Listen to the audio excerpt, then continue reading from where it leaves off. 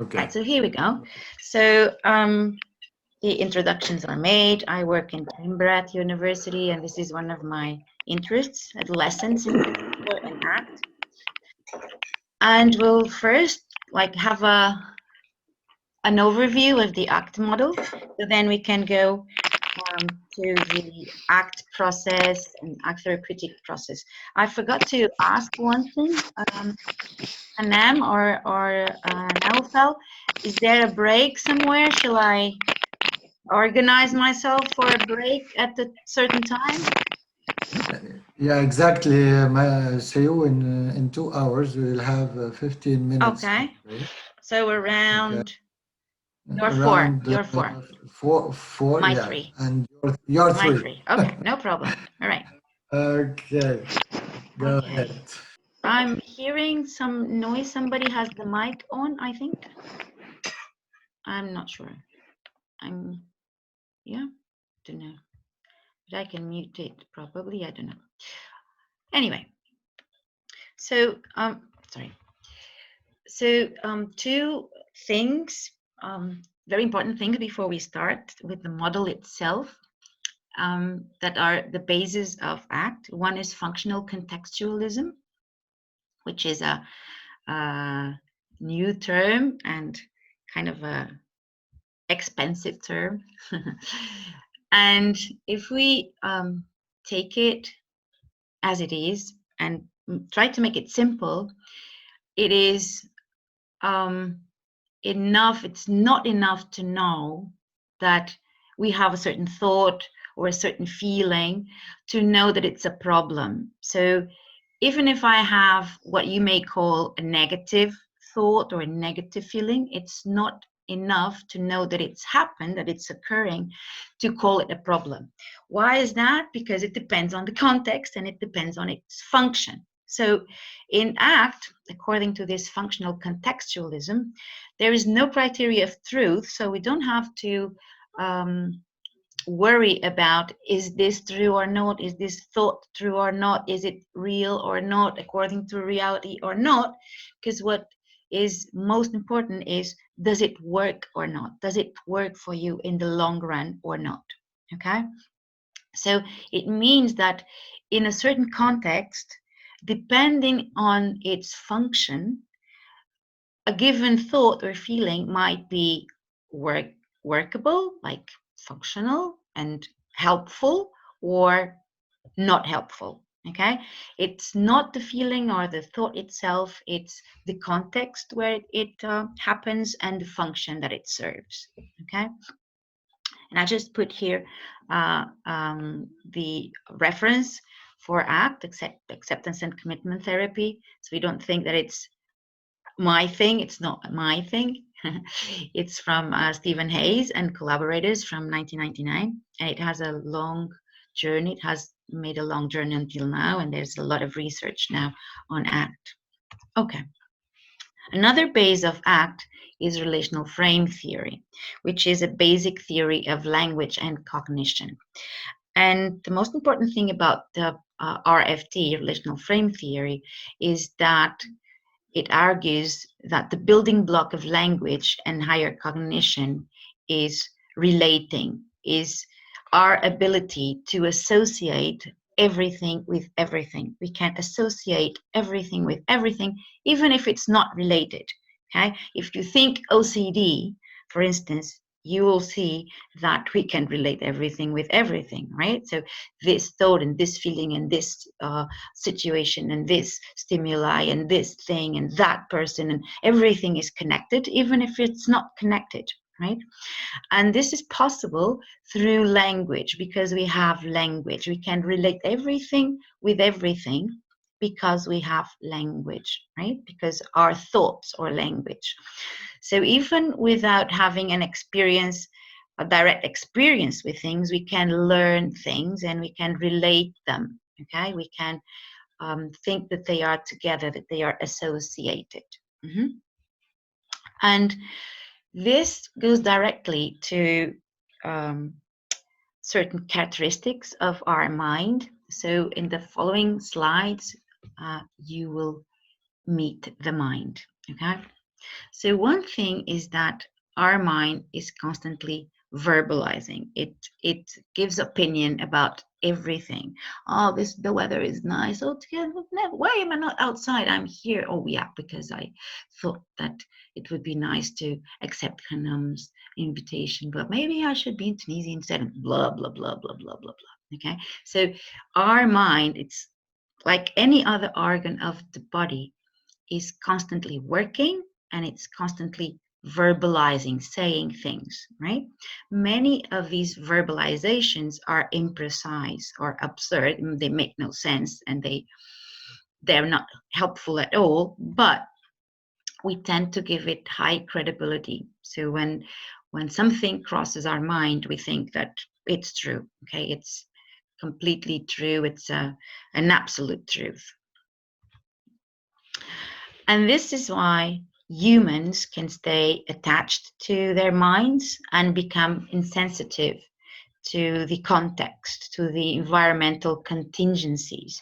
So many times we make decisions based on what our minds, our heads tells us, and we don't pay attention to the context, to the situation, to what we are seeing and hearing and feeling and sensing and smelling and tasting, right? We become insensitive to the environmental contingencies. And many times this will lead to ineffective behavior.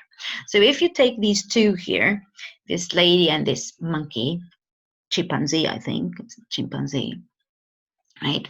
It's just a a joke that we we many people, and we probably are included in those people, we have this rule or this belief that love will conquer everything, and love is the most important thing, and regardless of contingencies, love will always conquer everything.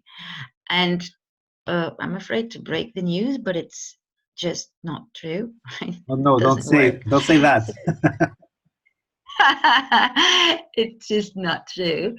And sometimes it happens like, these two there, like, of course it's not working, but well, I love him, I love him. And I'm in an abusive relationship, but I love him. And one should stay with the person one's love. Okay. And why am I insensitive to the contingencies of the environment? I mean, I'm being abused. My life is hard. I'm not for sure having the life I want, or, being the person I want, having the relationship I want. And still, my mind tells me that I should not leave this person because I love her. Okay. So many times, this is what leads to ineffective behavior, right? And another thing about our minds that we already know a long time ago is that words, I mean, our thoughts, because our thoughts are mainly words, also images, but many words. And even if they're images, we know that one image worth 1,000 words, right? And we know that these words bring emotions with them, right? So thoughts and feelings are together. We already know that from second generation. Thoughts and feelings come together, right? Which doesn't have to be a problem. But then we associated another thing that has to do with the mind, that because we have this ability to think through words and images and stuff, the past and the anticipated future is brought to the present.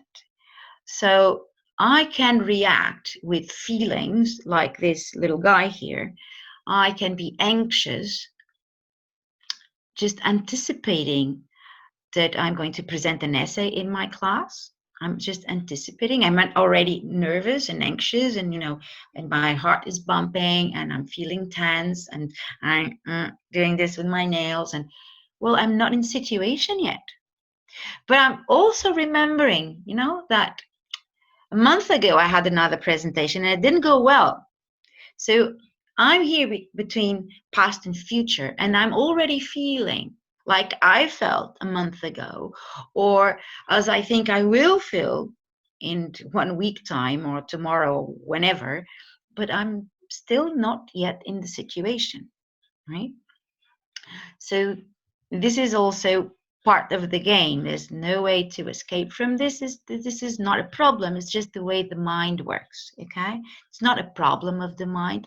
It's how the mind works, right? And another thing about the mind and how we deal with suffering will actually make our lives a bit complicated. So we all um, work according to this rule that suffering is bad and the absence of suffering is good. Yeah, well, nobody likes to suffer. It's true. So suffering is bad and the absence of suffering is good. I think so too.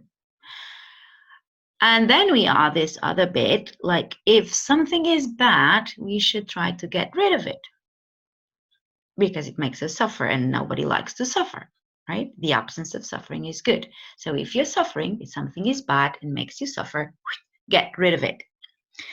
And actually, this works very well in the external world. So if I'm wearing a pair of high heel shoes and they are killing my feet, I'll probably not have a problem just to take them out and to leave them in a corner in my room and to just put a nice, another pair of shoes that is not hurting my feet. That's fine. So, yeah, it's true. This was bad. The shoes were bad. They were causing me suffering. And I tried to get rid of it and I succeeded. No problem, right? It works. Many times it works in the external world, right? However, if I tell you, okay, let's apply the same thing to the internal world. Okay, so I want you not to think about giraffes in the next minute. Nothing related to giraffes, not even the word giraffe. Do your best, do your thing, make your drill. Try not to think about giraffes. 1 minute and see what your mind's doing.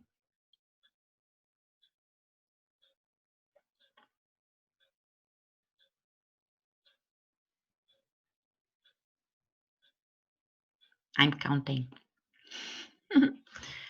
with my chronometer.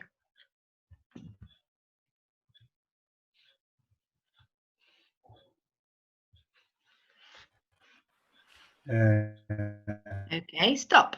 I suppose we should have some interactions here from the audience. Yes, please. So it's already 1 minute. So how did it go? Who's there? Let me see who's there. Lamia and Ahmed, and who else is there? Firas, Naufel, Mehmet, Hanem. Okay, so how did it go? Any of you was able to not to think about giraffe, not even once? Can you talk to me? No. Feeling alone? No, I thought about giraffe all the time. You thought about giraffes all the time. Great, thank you. But you failed your task. Yes. It was so easy, wasn't it? It was so easy. It's not even a day-to-day thing that we encounter every day. It's just a giraffe is like, far away in Africa, savannas, and how come you could not, erase giraffes from your mind? Well, because that's the way the mind works. It's not a problem. I couldn't stop thinking about giraffes either. It's not a problem. It's because in the internal world, things work a little bit different from the external world. So if I try to not think about something, the more I will think about that something. And we know that since the 80s, right? Since the end of the 80s, beginning of the 90s, that there was this technique that was called thought stopping, like thought stopping. And suddenly there was research saying, stop doing that. Don't use that technique because it will have a paradoxical effect. So the more you want not to think, the more you will think. That's where research tells us from the 80s. So it's not new, but well, one still try to, control it a little bit. So this applies to thoughts and it also applies to feelings. The more you want not to feel anxious, the more anxious you will feel. And you know that from panic disorder, for instance. Yeah, I don't want to feel anxious. I'm afraid of my fear. Oh my God, my heart is pumping, blah, blah, blah. There you go. A panic attack, right? So Maria, can I just yeah, ask a sure, question here just to clarify? of course. Uh, may I just make a difference between you should not think about your anxiety, whatever is making you afraid or Mm-hmm. fearful, and the Mm-hmm. fact of naming actually the giraffe, like in Yeah. the example. This giraffe example made me remember a joke. So it says, to make it very quickly, it's a ship, it's an experimental ship that goes into the Arctic Ocean. And Mm-hmm. everybody should write diaries. And one Mm-hmm. day, one of the workers there had an argument with the captain, and then for revenge, he wrote in his diary, and tonight the captain was not drunk tonight. So once he said the captain was not drunk tonight, everybody would think the other nights the captain was probably drunk. So the fact of saying you should not think of Yep. giraffes made us Yep. think of giraffes. Exactly. Clinically speaking, it's not always what we name when we talk about the anxieties or whatever. When it comes to your mind, whatever it is, we should not even name it here. Just take it out of your mind, get rid of it. How do you just address this difference between labeling something and saying you don't think of it, or just keep it more general, more conceptual? Yeah. So I'm not sure if I understood your question, but let me try to answer you. And if I'm not Okay. addressing your question, you will let me know. Okay. So one thing is saying, take the anxiety out of here. Take this obsessive thought out of here. I'm ritualizing because my anxiety will go down and my thoughts will go, off, at least for a certain time. And there's another thing that is related to naming. Yeah, because when we name it, we know it. And when we know it, we are actually more available, more willing to let it be. And when we let it be, it's not actually, again, it's paradoxical, but it doesn't have to, it cannot be a strategy to try to get rid of it again. But we know, because this is a obvious, if trying to get rid of thoughts and feelings will, increase thoughts and feelings, of course, if you just let them be, they will decrease. It's obvious. But if you do it with that aim, they will not decrease. So it has to be a genuine acceptance. We'll talk about it later. It has to be a genuine acceptance. Let it be. Make room for it. Let it be. And when we name it, yeah, there's also research on that the simple fact that we name an emotion, it will change our relationship with that emotion. So we'll be more willing to let it be, right? And when we let it be, this paradoxical effect will also happen, of course. But again, this is not the aim. It's just let it be because it's there. Let it be because it's there. And be aware of what it is. What is this? This is fear, or this is anger, or this is anxiety, and you name it, right? So it's the same thing. Did I answer your question, Alpha? Absolutely. Yeah. Thank So, you. yeah. You're very welcome. So if I tell you the opposite, if I tell you, okay, just let the giraffe be for 1 minute. Let the giraffe be. Okay. Close your eyes, think about giraffes, let it be, and see what happens.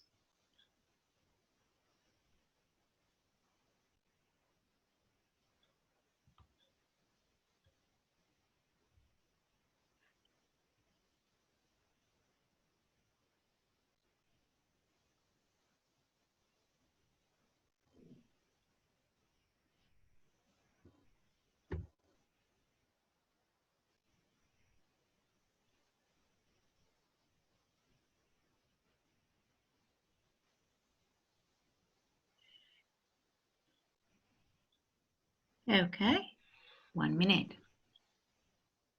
Yeah. So what happened? What did your mind Maybe do with the someone from the giraffe? audience.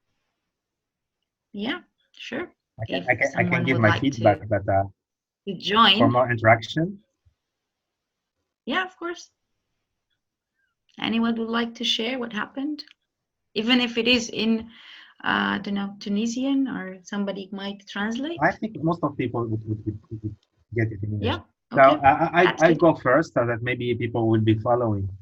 I think I've been thinking about giraffes for the first 10 seconds, and then they went away. The zoom of the camera, if I can use this term as a Okay, metaphor, moved to something else, as if giraffes okay. were there in that corner, but my mind just wandered outside of that scene. Two other things. Okay, thank you, Naufal. So this is one thing that may happen, is that our mind will not stick with a giraffe for long.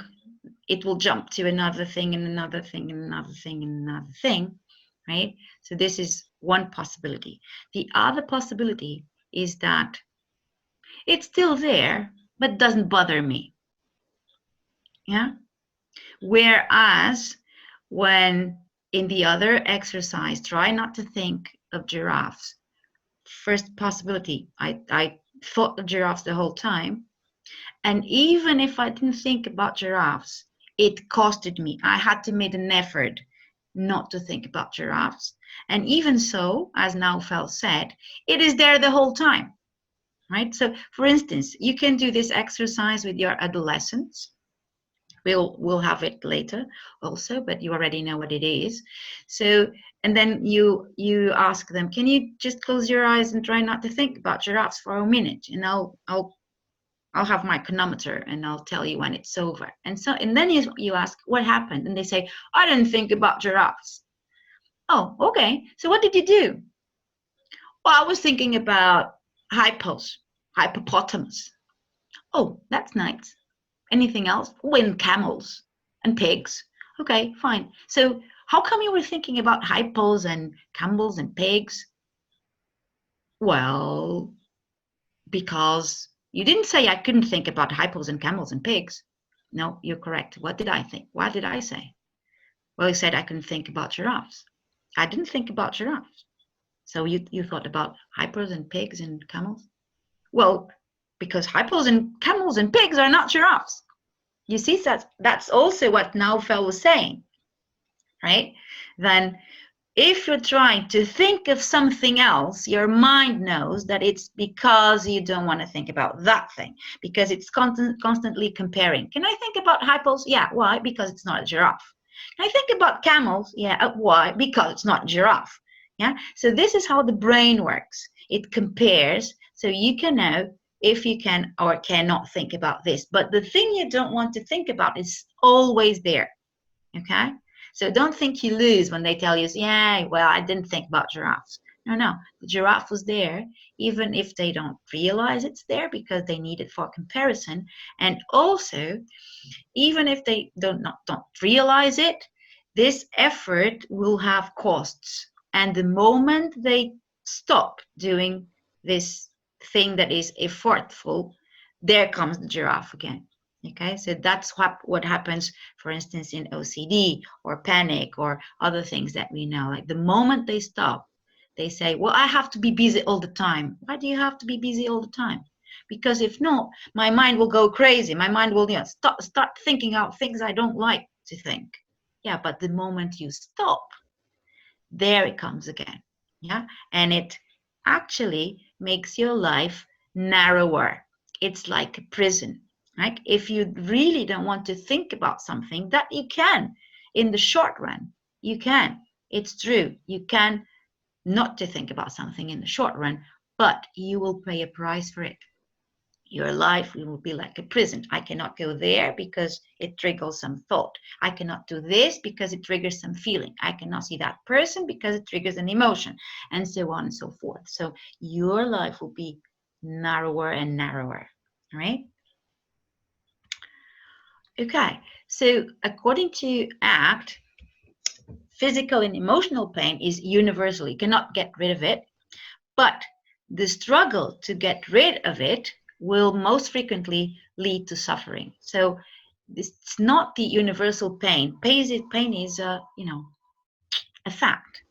If we are alive, we will have pain. I'll be sick, I'll be aging, people that I like will be sick and aging, or things will not go according to my plan.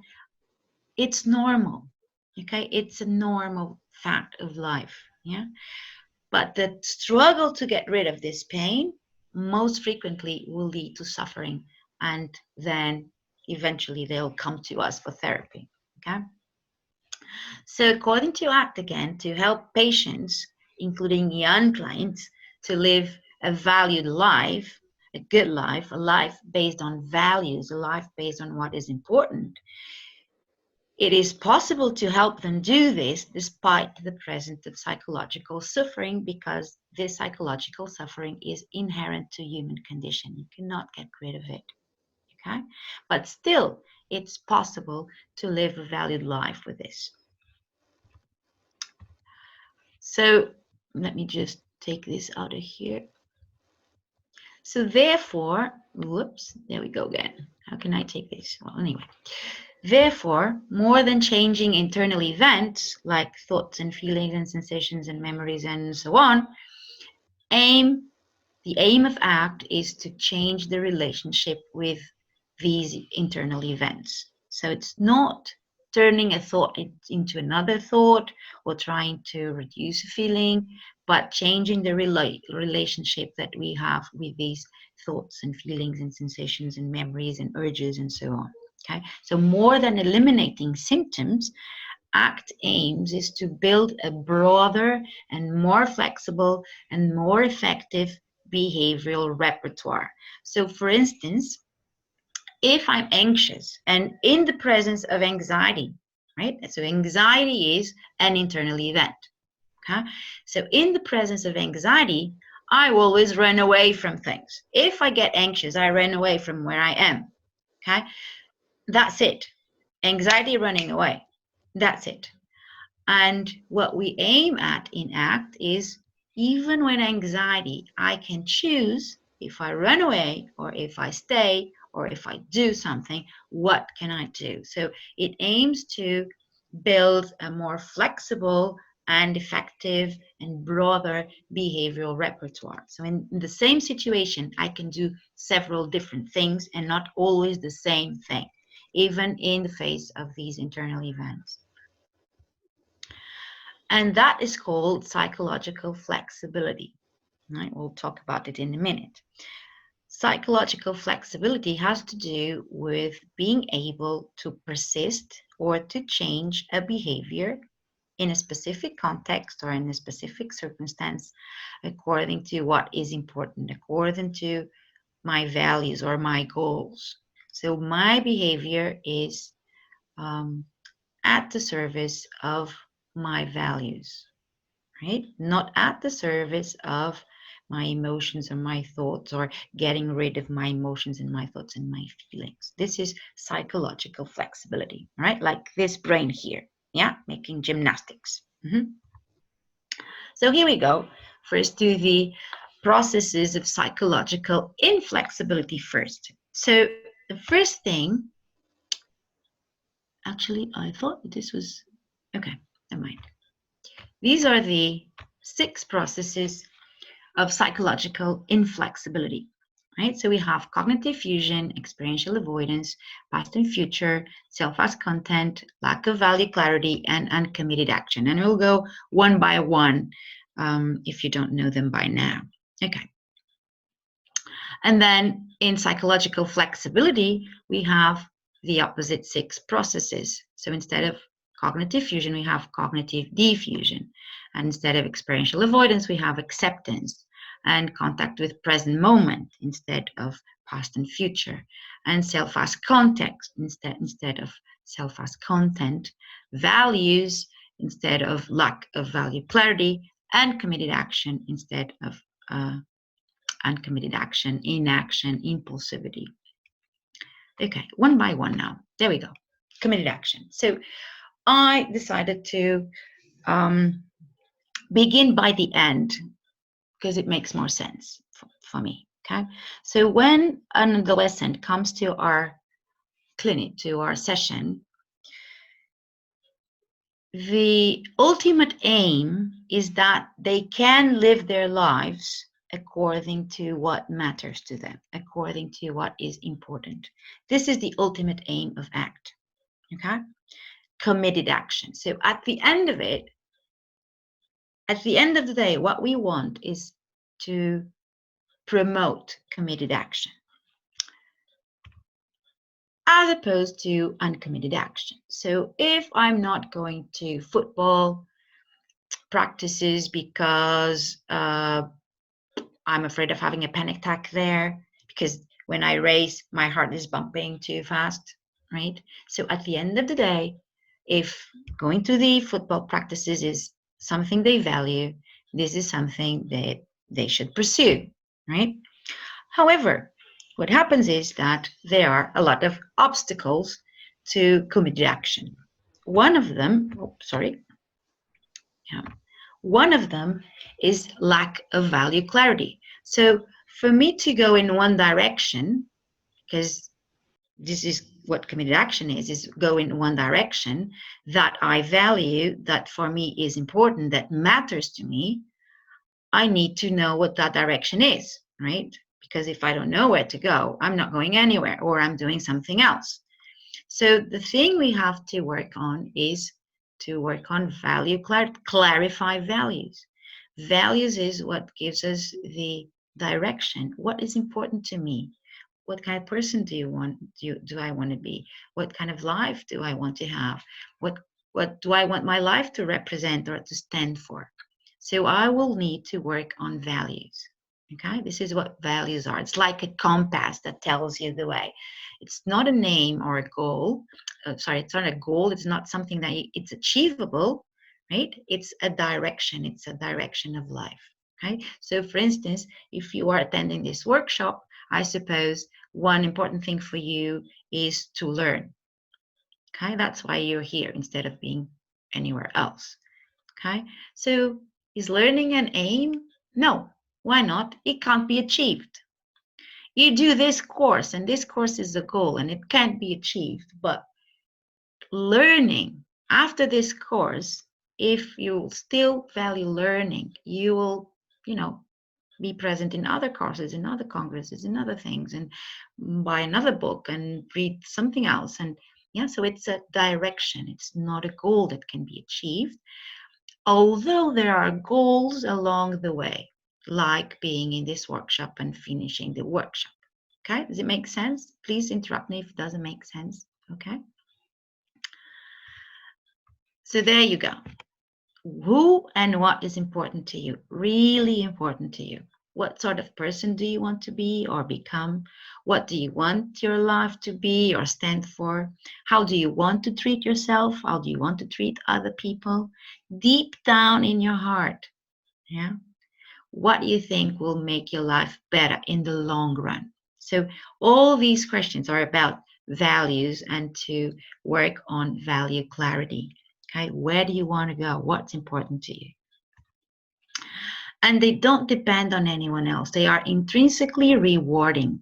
And it's not a rule. You don't have to be in this workshop. If you say, I have to be in this workshop, otherwise, I don't know, my boss will be mad at me. It's not a value anymore. It's a rule. A value is a chosen thing, and it will reflect your behavior, and it's intrinsically rewarding. Just because you are here, you feel more vitality, and there's something inside that sometimes we can't really put into words, but we feel kind of fulfilled. Right? Fulfilled. Oh, this is so interesting. Oh, really? I didn't think of that. How can you explain this? It's not really explainable, right? And for sure, if you tell people, if people ask you, what are you doing on Friday? Oh, I'm in a workshop. I'm doing a course. I'm in a workshop. And some people tell you, another one? Are you doing another workshop? Are you ever going to stop doing workshops and going to congresses? And like, hell no, because it's a value. Probably for the people or the person that is asking this, it's not a value. They cannot understand. What are you doing in a Friday afternoon attending a workshop? Do something instead. I don't know, go outside. Depending on where you're living, go to the beach, be with your kids, play computer, whatever. Well, you chose to be here for a reason. So maybe you can also name that reason for you. Why are you here? So you see, it's a direction, it's not a name, and it's a motivation to do what matters. This is important to me. I'll do it. Even if everybody, nobody understands, or a lot of people will not understand. Well, some of them will, because some of them are also here with you. But to some others, it makes no sense. It's okay. Some of their own values will make no sense to us. That's fine. Okay? The thing is, are you acting according to your values? Okay? So if you go back again, committed action, are you acting according to what you value, according to what is important to you? And in order for you to do that, you need to know what is important to you. Okay? So you know the way. All right. So another thing why sometimes we are not, our actions are not committed to our values, we're not living according to what matters, is cognitive fusion. What's cognitive fusion? Well, it's believing that our thoughts are true, our thoughts are real. What our mind thinks is absolutely what it is. Okay? And this gets us into trouble. So for instance, if it crosses my mind that you are not liking my workshop, yeah, I may get fused with this. I believe this, right? Of course, I'm going to, that thoughts bring feelings, right? So I'll start feeling anxious, and you're not saying anything. Oh my God, probably I'm not making sense, and blah, blah, blah, blah. And there I go. Again, being fused and believing my thoughts. This is cognitive fusion. I believe my thoughts. Yeah. So one thing to work on, because cognitive fusion will probably lead to uncommitted action, right? So if, for instance, when Hanem asked me, Maria, would you like to do this workshop? And we're like, what? Workshop? On this? For Tunisian people, I don't know. I'm not sure. Maybe I will not be able to express myself for how long? A whole afternoon? Oh shit, no. And I'm getting anxious, right? And even if for me, a good thing, a valued thing will be to disseminate, information. If I get fused with these thoughts that it will not be good, that I will not make myself clear, that you will criticize me the whole time, I will probably say no. And this is uncommitted action, right? So when then you want to work on this process, you will work on cognitive diffusion. A thought is just a thought. A thought doesn't have, even if it's present, it doesn't have to have power over your behavior. This is what cognitive diffusion is. A thought doesn't have to have power over your behavior. So even if the thought is there, remember that we don't change thoughts. Even if it's there, I may still act according to my values. I can still live according to what matters. Okay, so this is cognitive diffusion. If I can interrupt here, beside the cognitive Go diffusion, I think when Ghanem is asking for something, everybody has got this kind of reaction. So it's also part of it is related to the fact so that we're all together in the same boat, huh? We're all in the same boat Yes. now, Fal. Yeah, our minds are Yeah. alike, right? But it's very clear, I think. Okay. Anyone would like to ask something or make any comment on these two processes? By now we have committed action, values, and now cognitive diffusion. Is there anything that you want to ask until now? Ladies and gentlemen. No? See you. Yes. Ghanem is with you. Hey there. I would like to turn with the example that you gave about the person who would like to attend the workshop, and at the same time, he had the cognition in his mind of my boss will be mad about me.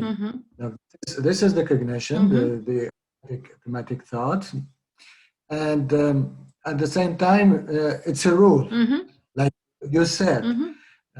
I would like to tell the attendants that the particularity of ACT it allow us to attend the workshop somewhere because my boss will be mad about me.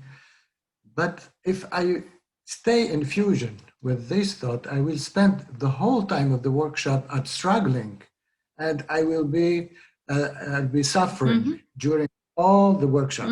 So clarifying your value, even when you do things by rules, will help you to spend the time more close to what is important to you, despite this decision was taken because of a rule. Yeah. This is what I want to say. Yeah. Though, Yeah. people will attend because of their boss, but still, not struggling and suffer. They need just to clarify for a moment, to connect with the present moment, see Maria, to see you, what she's saying, and to see the model and to try to be connected to what is written on slides. Then to see, maybe you will see something important and you will be more interested to follow this workshop and will be more interactive. Yeah. Even if you took your decision with the rule. You'll be more engaged. Yeah. Exactly. Yeah. Yes. Thank you, Hanem. Okay, so there you go. Cognitive diffusion. Cognitive diffusion is the process by which we change the relationship with our thoughts. So, as I told you, diffusion is it's another way to say that we're not letting our thoughts get power over our behavior, right? And then we have another obstacle to committed action. Why don't I do the things that matters? Because I get nervous. So again, I'm fused with this thing. I cannot do this because I'm nervous, but also I don't want nervous to be here. I don't want my anxiety to be here. That's experiential avoidance. So what do we work on? Well, we work on acceptance, but acceptance is a nasty word. It's a tricky word, acceptance. So if you I would advise you to change it by another word, because acceptance is usually connotated with, being resignated and a very passive thing, which it is not, right? So you can just say it in another way. You can say make room for unpleasant inner experience, right? And I'm not sure that this is clear, that why did I choose these pictures? Why did I choose these pictures? So if we go back to here, right? Some of them you already know. The compass you already know. The committed action is a bridge that doesn't look that safe, but okay, if it matters, I'll go. The cognitive diffusion is this, like your mind is still, trying to hook you with thoughts that are very sticky, but now you can see them. You can see what your mind is doing in not being hooked. And then these acceptance, experiential avoidance and acceptance, these two images have to do what we try to do with our inner experience. We try to, get it underwater like this ball, Yeah, I want my feelings to go away. I try that they do not come to the surface. I try not to think about something. I try to leave it under the water. And you know what happens when we try to do this, as this lady is doing, right? So first, we cannot do it the whole time. So sooner or later, it will burst up, right? Even more intensely. Second thing is that you cannot do anything else because you have to hold the ball underwater. So if you want to swim, you won't be able to swim. If you want to, play in the water with your friends, you won't be able to do that either. If you want to just float, you can't do that because you're making a big effort and you're too engaged in, trying to get to maintain the ball underwater. As opposed to this, just leave the ball afloat. Well, sometimes, yeah, it will be close to you and you'll feel things that are not really pleasant and you have not really pleasant thoughts and urges and sensations, but sometimes it will not be there. And when it's there, just make room for it. Yeah, just because it's there. Okay, it makes, again, if I'm not living my life at the service of experiential avoidance, if I have this attitude of letting my thoughts and feelings and sensations be, just let them be, yeah, I will have more freedom to live my life according to what matters. Yeah, I can do whatever I want, even in the presence of these thoughts, even if I feel this way. Okay, so again, try to see what I'm doing here. What I'm doing here is to convey this information that we're working on these processes because they contribute to this last one. Okay, and if they are not, if we're talking about the inflexibility process, it will directly or almost directly impact on the lack of committed action. Okay. All right, so here you go. What is this acceptance thing? What is this making room for? It doesn't mean that I want this. So it doesn't mean that I want to be anxious. I want to be mad. No. It doesn't mean that I want to. It doesn't mean that I like it. I still don't like to be, this anxious. I still don't like to be angry. But also it's not giving up like, okay, because I cannot control it. Oh, okay, I have to accept it. It's not this either. Okay, it's to be willing. So to be willing, it's not an obligation. It's not something you have to do. You can choose to be willing to contact with unpleasant thoughts and feelings in order to act as the person you want to be or have the kind of life you want to have. Okay, so it's a choice. Yeah, it's not that you have to be with your anxiety. You don't have to be with your anxiety. You don't have to be with your anger. You don't have to anything. You can choose. Okay, and this is particularly important to adolescents. You're not trying to tell them what they have to do. Too many people do that already. You're telling them it's a choice. It's your choice. Okay, if you do want your life to be as you say you want it to be, or as to stand for whatever you say you want it to stand for, you have a choice. Okay, you have a choice, right? Well, Okay, and then can I interrupt you for a second because of we have course, one yes. comment from the audience. So Okay. I suppose it was referring to what you were just saying right before this last sentence when you talked about. Acceptance. She says it's about choice. Even Yeah. when we choose to don't make a choice and just follow the rule or struggle against our feeling and thoughts. I think she refers to the last part of the. Say again. It's I about didn't choice. understand. Sorry. Even when we choose Okay. to not make a choice and just follow the rule and struggle against our feelings and thoughts. Even when you choose. Yes, even when you choose. What does that mean? Even when you choose to I follow a think rule? even when you decide, when you want to, when it's your choice to not make a choice, choosing not to choose. Oh, okay. All right. Yeah, it's still a choice. You don't realize it sometimes that, oh, I'm not choosing. Yes, you are choosing. Everything is a choice. You're choosing not to choose, right? You're choosing not to choose. It's the same thing. It's the same process. You're still choosing not to choose. I'm not sure it's that the what the person, I don't know I'm just who writing. wrote So it, wants to she is say. listening to me, Sarah. If does it answer your question? You may just. I think you cannot speak loud the way you are just attending this workshop, but you may write down as quickly as you can, please. If it, okay, it was a comment. She said she Yeah, okay, not so just a meaning. comment. Yeah. So Okay, okay. okay, okay. Oops, okay, so past and future. Okay, so sometimes we also not, acting according to our values, according to what matters, because we're lost in the past and we're lost in the future. Okay? Our mind is constantly driving past and future. What happened? What is going to happen? Blah, blah, blah. And this will actually not help me to focus on the present, because my action will be in the present, not in the past, not in the future. The past is already gone and the future is not here yet.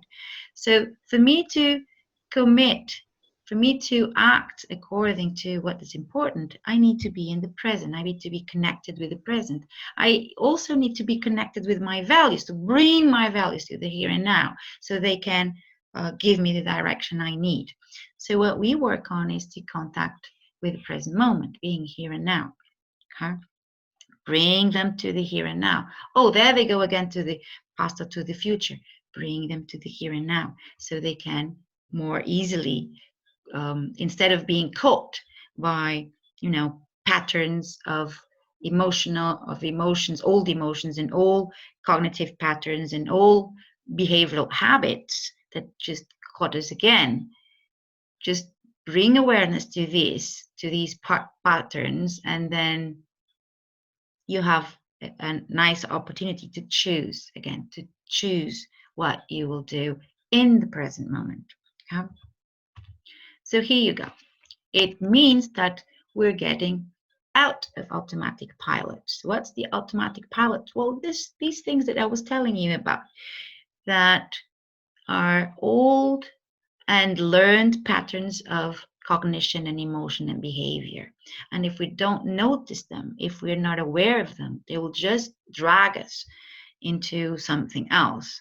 When we anchor our awareness, and when you're aware of all these things, when we observe thoughts, emotions, sensations as they emerge without judgment and without trying to run away from them, but at the same time also not being carried away by them, just observing them, noticing them, my behavior will get more flexible, will be more flexible, and actions will most probably be consistent with my values. Okay? So that's why also we want to work on contact with the present moment. Okay, so there's another process here, actually one of the most difficult to explain and to grasp, which is self as content. So one of the reasons why I'm not acting, I'm not living my life according to what matters, is because I am fused with what my mind says about me. So if my mind says I'm insecure, I will not do things that I think insecure people do not do. Okay? Oh, I'm not doing this because I'm insecure. I'm not doing that, or not going, I don't know where, because I'm anxious. So I'm fusing, this is the self as content. The content of my mind, of my thought about myself, is myself. Okay? It's like, if my mind tells me that I'm stupid, therefore I'm stupid. If my mind tells me that I'm, a flaw, I'm a flaw, and so on. And of course, if I think I'm stupid, I will not do certain things because I think only smart people will do, and I'm stupid. Okay, so again, it narrows my action and it will not allow me to live according to my values, right? So what we do is to work on self as context. I'm actually not what my thoughts say I am. I'm just the context where they happen. Okay, and this little image here is actually one of the ACT metaphors for self as context, the sky and the weather. So I'm not the weather, although the weather happens inside me, right? So sometimes I have, sunny thoughts and sunny feelings, and it all feels good and they're very pleasant. And some other times I have a storm inside, and some other times it's raining heavily and the clouds are, black and I can't see anything, and so on. But I'm not these things. I'm not these things, as the sky is not the weather, right? But the weather happens in the vastness of the sky. But if you go up, if you go further up, there will be a time, there will be, enough sky where everything is actually calm, where the weather cannot touch it, where it doesn't change. Okay, so it's also this perspective, the self as context, and can also call it self as perspective or observer self or noticing self, lots of things. And it's this awareness that the self is not thoughts and feelings, it's the context where they happen.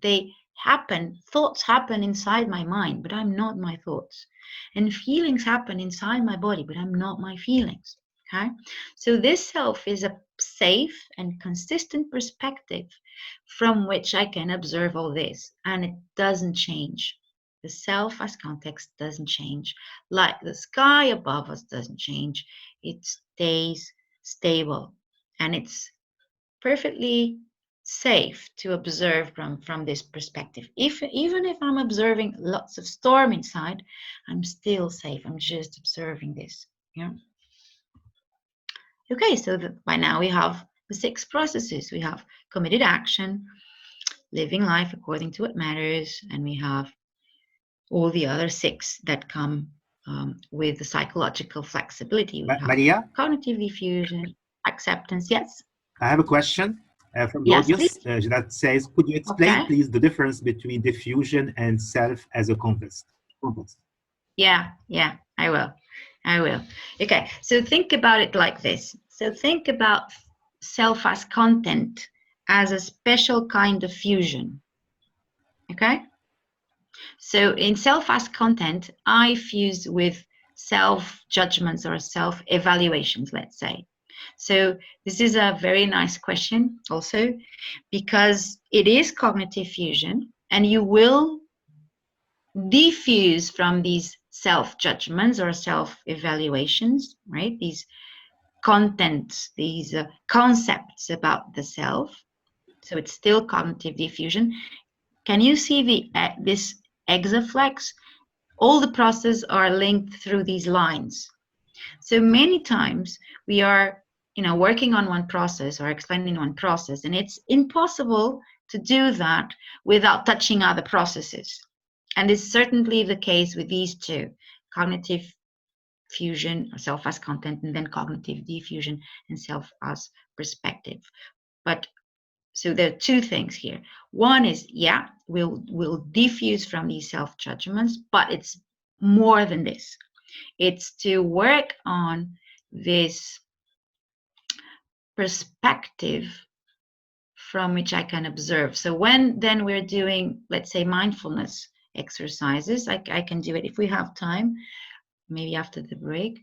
I can do an exercise and you can see the difference. So one thing is to observe, and another thing is to be aware that you're observing. That's the noticing. Where am I? Here. That's the noticing self, the self that notices, the self that observes, the perspective from which you observe.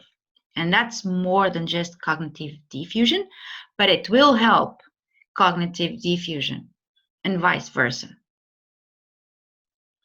Okay, so all of them are connected. And actually, when we're working on one, we are facilitating the other ones. So for instance, let me give you another example. If you are working on acceptance, if you're working on diffusion, you are probably more likely to accept, to make room for an unpleasant thought if you diffuse from this thought. Yeah, if you know it's just a thought, if you are aware that it's just a thought. So Again, these two processes are together.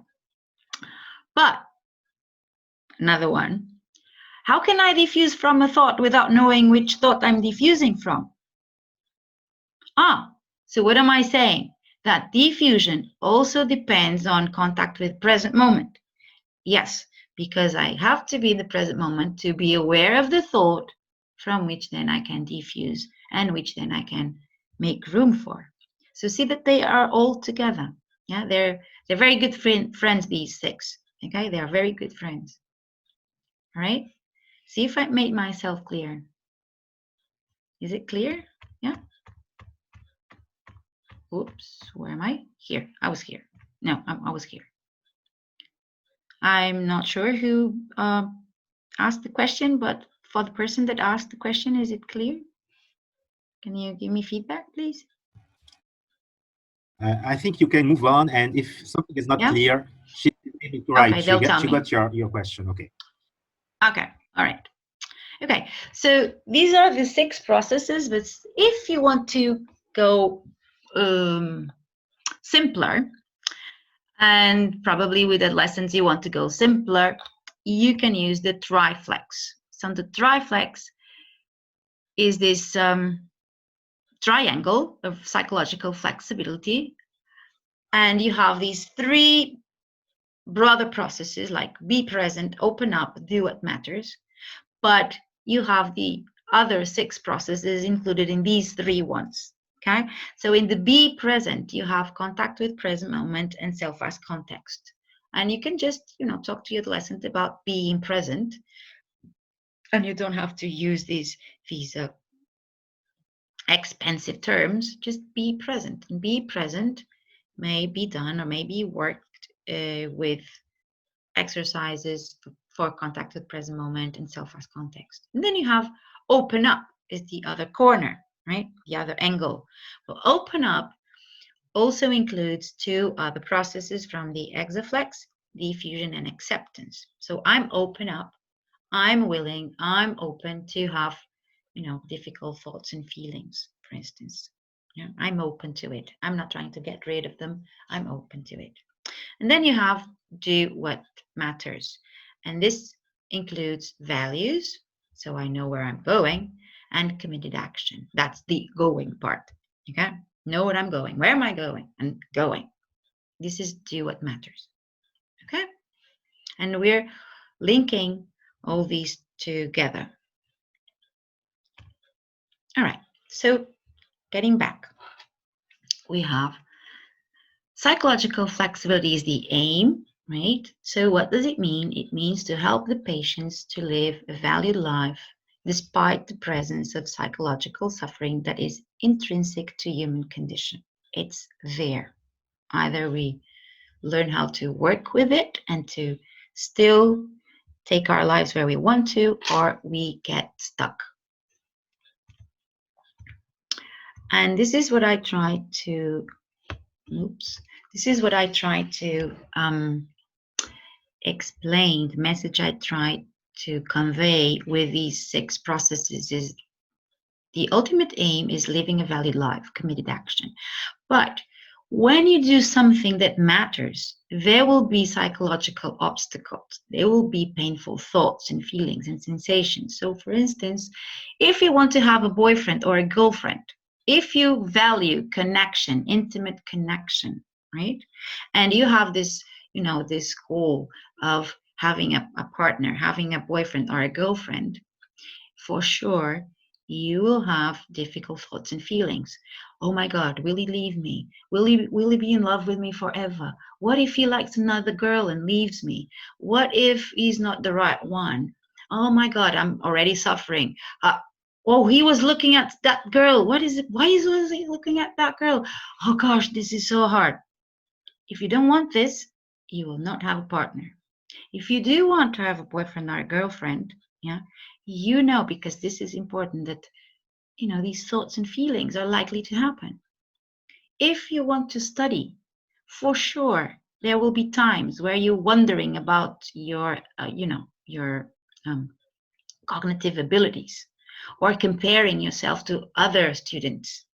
Oh, this one, oh my God, I'm in a test and I'm looking at the other one. Oh my God, what is he writing? He's writing so much. I'm not writing as much as he's writing. Oh shit, this must be wrong. These are, difficult thoughts and feelings. But that's okay. They're normal. Yeah. The only way that they will not show up is if this is not important. If this is important, they will show up. Okay? So if we still want to have a valued life, want to live the life according to our values, in the presence of these obstacles, yeah, we will use these tools. And the tools are diffusion, acceptance, present moment, self as context, and values. Okay?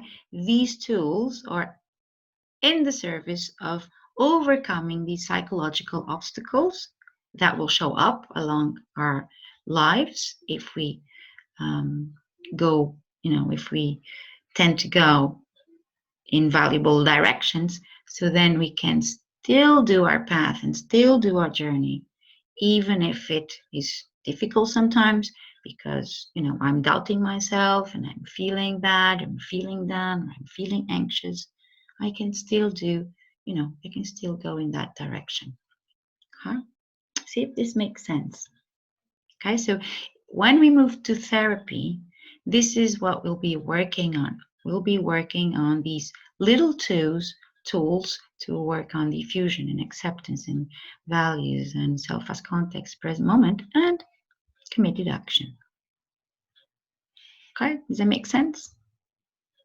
Yep. I see no Right. particular reaction, so I think it's okay for now. It's clear. Okay, thank you. Okay, so this is the Serenity Prayer that I suppose some of you at least may know. It says, may I have the serenity to accept the things I cannot change, and the courage to change the things I can, and the wisdom to know the difference. And in a way, our act helps to put the serenity prayer into action. Yeah? Many times, the adolescents that come to us actually are trying to change things that they cannot change. And they are accepting things that they don't have to accept. Okay? Because they cannot distinguish one from the other. They don't know the difference. Okay? So many times they're completely, following different roads from what they would want to be following, because this is a complete mess. Huh? And what we will do is to help them distinguish one thing from the other. What is it that it would probably be more helpful if you accept, or what is it if it will probably be more helpful if you change. So sometimes acceptance and action, committed act, so acceptance and committed therapy is misunderstood because people only hear the acceptance part. What do you mean? Now I have to accept everything? No, of course not. What about the committed part? The commitment, acceptance and commitment. The acceptance has to do with this part, yeah, to accept internal experiences as they are. And then there's the commitment part, and this is the change part. Yeah, and yeah, of course, there are things to be changed and things that I can change that are within my power to change. So yeah, let's change them if this is according to what is important to me. Okay, so let's stop here and see if anyone has question on whatever we talked until now. Floor is open to the audience, and I know they have been following very carefully and with a lot of attention. So I suggest here, just in summary, to say that this first time, or this first part of the workshop, was dedicated to settle down one of the concepts on which we are going to work later on when we are going to more directly deal with adolescents and how to conduct. So for now, I don't see any People are good. or I see. any question, but let's give them some time. Maybe people need some time to process all the information. I have a question. Maybe it can be a trigger for people to ask further questions. So I'm not very experienced, and I'm not a CB therapist. Really, I mean, I'm interested, but I'm not doing this in my daily practice. But I have some different angles. So when I hear you saying acceptance, but also commitment, you have to do things. Just will talk out of the serenity prayer that you just showed to us. One of the philosophers, I have the, I'll be just trying to talk about philosophy. Is one of the philosophers is Kant, Immanuel Kant. He says you have what we call the Kantian imperative. You don't have to love your neighbor, but you have to behave in a way that if you help your neighbor and you see yourself in the mirror, then you are satisfied about yourself. It's not about loving your neighbor, it's just doing what needs to be done. And the way he sees things is that this is how life is going. It's not, you don't have to judge what is bad or what is good. You have just to accept things, and then in the middle of all this, you have to do things that make you feel comfortable and good about yourself. Is that anything? Does it sound like echoing what you were saying? Or not? Yeah. That's very interesting. I didn't know that. Thank you very much for bringing that up. It's very interesting. Yeah, it's not about how you feel; it's about what you do. And these people from ACT, they actually come from radical behaviorism. Radical behavior. Everything is behavior. The most important thing is behavior. So if if we're paying attention, you will see that, well, there's lots of things, of course, but it has to be, the ultimate aim is it has to be translated into a behavior. Yeah. So it's well spot on. Thank you. Now, so for now, I have just one request. Very interesting. It's not directly related to what we were saying. It's not a question, it's a request that maybe Ghanem can answer. Can we have slides, please? I have an adolescent son, and I would like to read again because maybe the tempo was too quick. I don't know what happens, Ghanem, with this. I just was answering. I said maybe it will be possible after the Congress if you are enabled to have slides from Professor Seyo. Sure, no problem. I'll send them to you, Ghanem. Okay. At the end, I'll send them to you. No problem. Well, I can send it in during the break. Maybe you can follow more closely. It's not an emergency. Yeah. No. I mean that sometimes people want to have the slides so they can make notes or things like that. I'm okay with sending them the PDF on. It will be hard for during us the break. to send that for all people. That's okay. Thank you so much, Maria, for that. Whatever. Thank you for your generosity. No problem. I can also send them by here. Okay. Can't I? Well, I suppose that the audience is not really having any burning question right now. Maybe they will come later, so maybe we can just move on. Reminding everybody that we have a break at 4 p.m. for 15 minutes, so that everybody can just breathe a little bit and change air, and then we'll be continuing until 6:30, 6:15, 6:15. 6:15. Okay. Yeah. By the way, how's the weather there? Well, I can open my window. It's sunny. It's sunny windy. day. It's sunny. Sunny. Nice. Little bit windy. A bit windy. It's a sunny day here as well. Yeah, that's good. That's good. So people can go to their balconies and outside during the break. Take a deep breath in. Savor the moment. See? Yeah. Okay. Maria, I would like to say something. I work in my everyday life work. At work, I'm using acceptance and commitment therapy with my patients, and Mm-hmm. I performed something maybe special in Tunisia, is to offer two rooms in my office, one for the medical contact, the practice of Mm-hmm. everyday practice with patient, with mental disorders, to prescribe medicines, make a diagnosis. But in the other room, it is the room of the therapy. So I Mm-hmm. separated the two Mm-hmm. activities. And I was wondering if you are doing the same in your work. I don't need to do the same because I'm a That- psychologist. I don't prescribe. okay, okay. Because we discussed about that with Mehmet this morning, that our role as a psychiatrist, because we have the responsibility to prescribe, and at the same time we need to make the therapy, and it's not Mm-hmm. obvious to do the same thing and at the same time in the same room. Mm-hmm. It's not easy for Mm-hmm. practitioners. So Mm-hmm. But I'll tell you what we do in our clinic. Most of the rooms have two settings in the same room.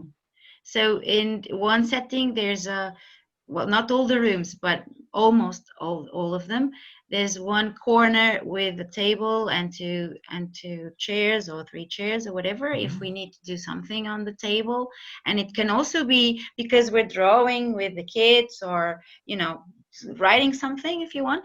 But there's another corner, which is the psychotherapy corner, with no table, no obstacles between people. So just two sofas or two comfortable chairs, and it can be in the same room. I think the environment is very important Yeah, yeah, in yeah, therapy. You know, we yeah. need to provide the best environment possible. Mm-hmm, mm-hmm, mm-hmm. So one purpose for me is to make my office empty for the client when he came. Okay. He had. It's important to I see that have a comment here from the audience. there, I there, think there are. referring to something that we were just saying right before.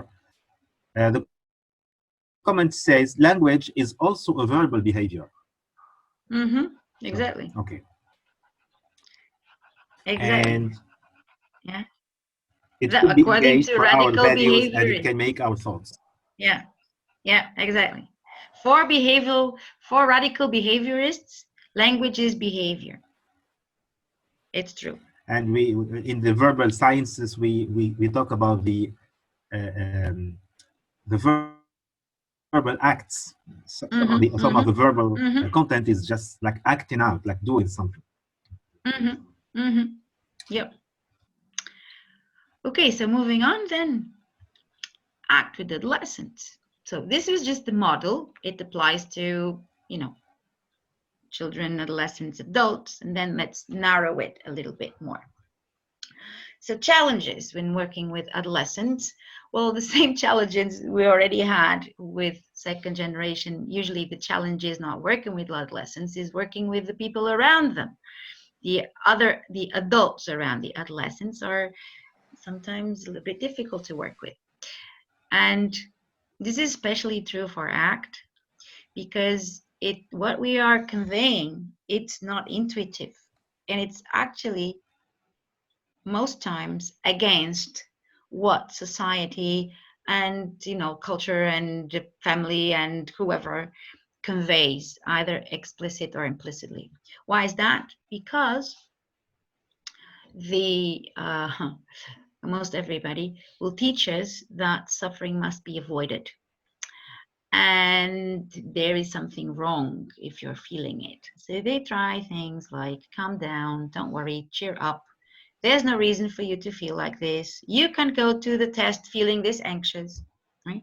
So all these verbalizations have to do with don't feel this, okay? Don't think about this. Put it behind your back. This is another thing. I don't know if you use it in Tunisia, but when somebody is complaining about something, and thoughts are coming up, and because this and because that, blah blah blah, and somebody will say, put it behind your back. Yeah, don't think about it, put it behind your back. We use the same expression. Yeah, exactly the same. Exactly the same. Exactly the same. أرمي ورا دارك. Yeah, also in Arabic. Yes, أرمي ورا دارك. Yeah. Okay, so there is this thing, I don't know how to call it, this assumption that you should not feel things or should not think difficult things. So the implicit rule is you should be happy all the time, and if you're not, there's something wrong with you. Yeah, just look at what people put on Facebook, right? If I'm having a hard time and I'm being, I don't know, seasick, I don't put a picture of me seasick in Facebook, right? I put up in me laughing and look where I am and see where I am and see what I'm doing, and yeah, happy things, and as if our life is like a sea of happiness, and it's not, right? And then we make, even without acknowledging it, or we make people feel bad, or people feel bad because it looks like their lives are the only lives that are going bad, and because they're not feeling this great and they're not feeling this happy, and must be something wrong with them, right? So a lot of pain does not come from emotions, but from trying hard not to have them. So most probably I am suffering more. If I'm sad, I'm probably suffering more because I'm sad for being sad than from my primary sadness, let's say, right? Because I'm again, judging my sadness, and I'm probably suffering more because I want my sadness to go away, and I'm, fused with thoughts about what does it mean to be sad, and what does it mean about me to be sad.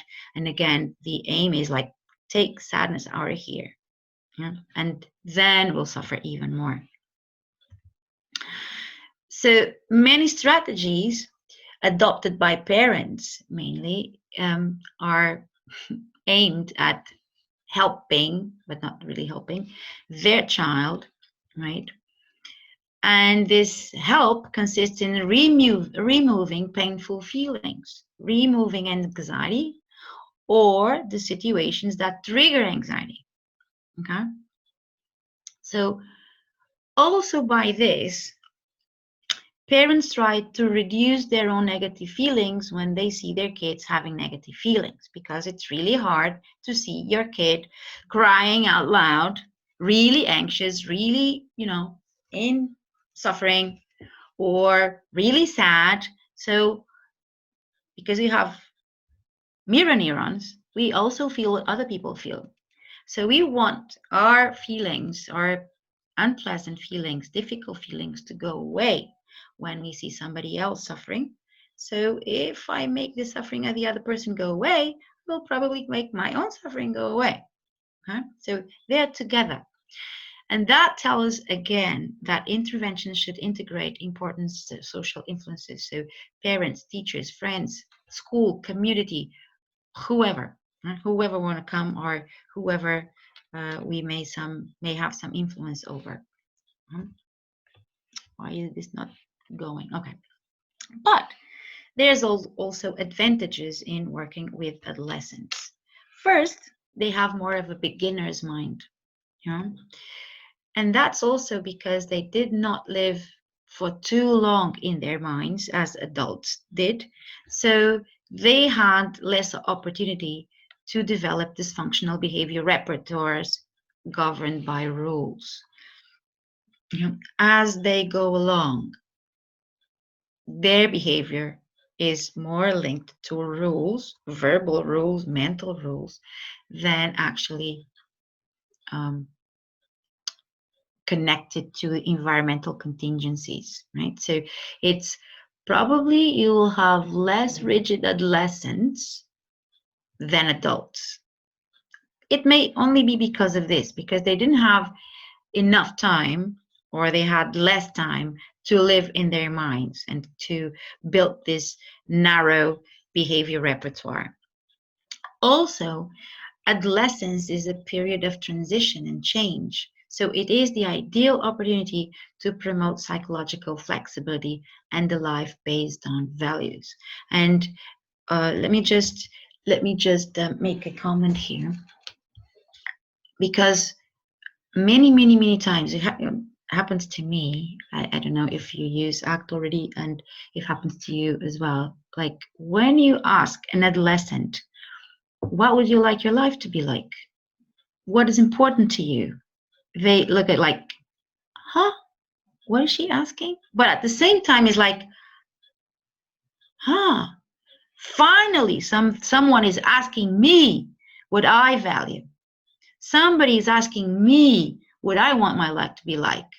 Somebody is asking me what kind of person I want to be. They're not telling me what I have to like or what I have to do or what kind of person I have to be. They're asking me. And this is a powerful tool. You know, this is a real powerful tool, because also one of the tasks of adolescence is to build a sense of identity. Who am I? Who am I? And you're saying, like, you want to be whoever you want to, you may be whatever you want to be. What do you want to be? Who do you want to be? How do you want to act in the world? Yeah. How do you want to treat yourself? How do you want to treat other people in your life? You have a good opportunity here to, you know, find out and see if you can pave your path according to that. And it's really, really, really interesting. All right. So before we move to therapeutic relationship, anything that you may want to ask about challenges and advantages of working with adolescents? I'm a bit impartial because this is my favorite population to work with, so I'm really, you know, it activates me. It's according to my values as well. So anything that you may want to comment or ask. If not, I will just go through some more slides. So you, Yes. do you work or do you provide family cognitive behavior parents or family therapy? No, not me. Both parents and Not me. adolescents. At the same time, no. Here Okay. I have. Okay, I go work ahead. Yeah. Are you done with? No. I work with the adolescents, and in the context of our work together, I may work with the parents, right, in some sessions, but I don't do family therapy altogether. Okay, but if you provide this for parents, it's with the model, the same with the Yeah, model. yeah, You do yeah. it. Okay, Yeah. this is interesting because Yeah. the adolescent maybe will feel like couples when you work on just the partner, Yeah. not the other. He will feel a little bit frustrated. He is improving Yes. himself at acceptance and committing. Yeah. But then at the other side, Yeah. other people are the same. No. They do exactly the opposite. But it's, Okay. you know why I like to work with it? This is also a selfish reason why I like to work with adolescents. You know why? Because adolescents are more independent of their parents. So even if their parents cannot defuse and cannot accept and cannot, they can still do it because they have an autonomy the kids don't. So sometimes it happened to me that a parent said something and I was discussing it. The adolescent was telling me in the session, because can you see what my dad said or what my mother said? And we're saying the actually opposite here. And I had talked to the mother before, and the mother, understood and agreed. But this is a work in progress. Of course, they can say, yeah, well, they make sense. And then they go, about their lives and do exactly the same. And I asked the adolescents, what do you think? Do you think we should, do you think it would be helpful to ask your mom to come again? And she said, no, leave it. I don't need it. I'll do it myself. Okay. Yeah. So it was really interesting. Like, I know that my mom is not able to defuse from that. This is not the word they use, because I don't use the word defuse.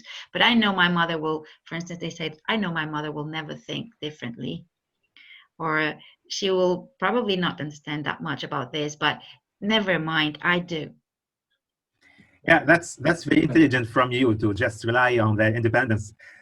Here we come to the dissociation of the practice when you are a psychiatrist and a psychologist. Sometimes when you are facing the very hot topic or the very hot symptom, sometimes you have to put again the parents in the front of the scene. But in the psychotherapeutic context, I completely understood your way of seeing things.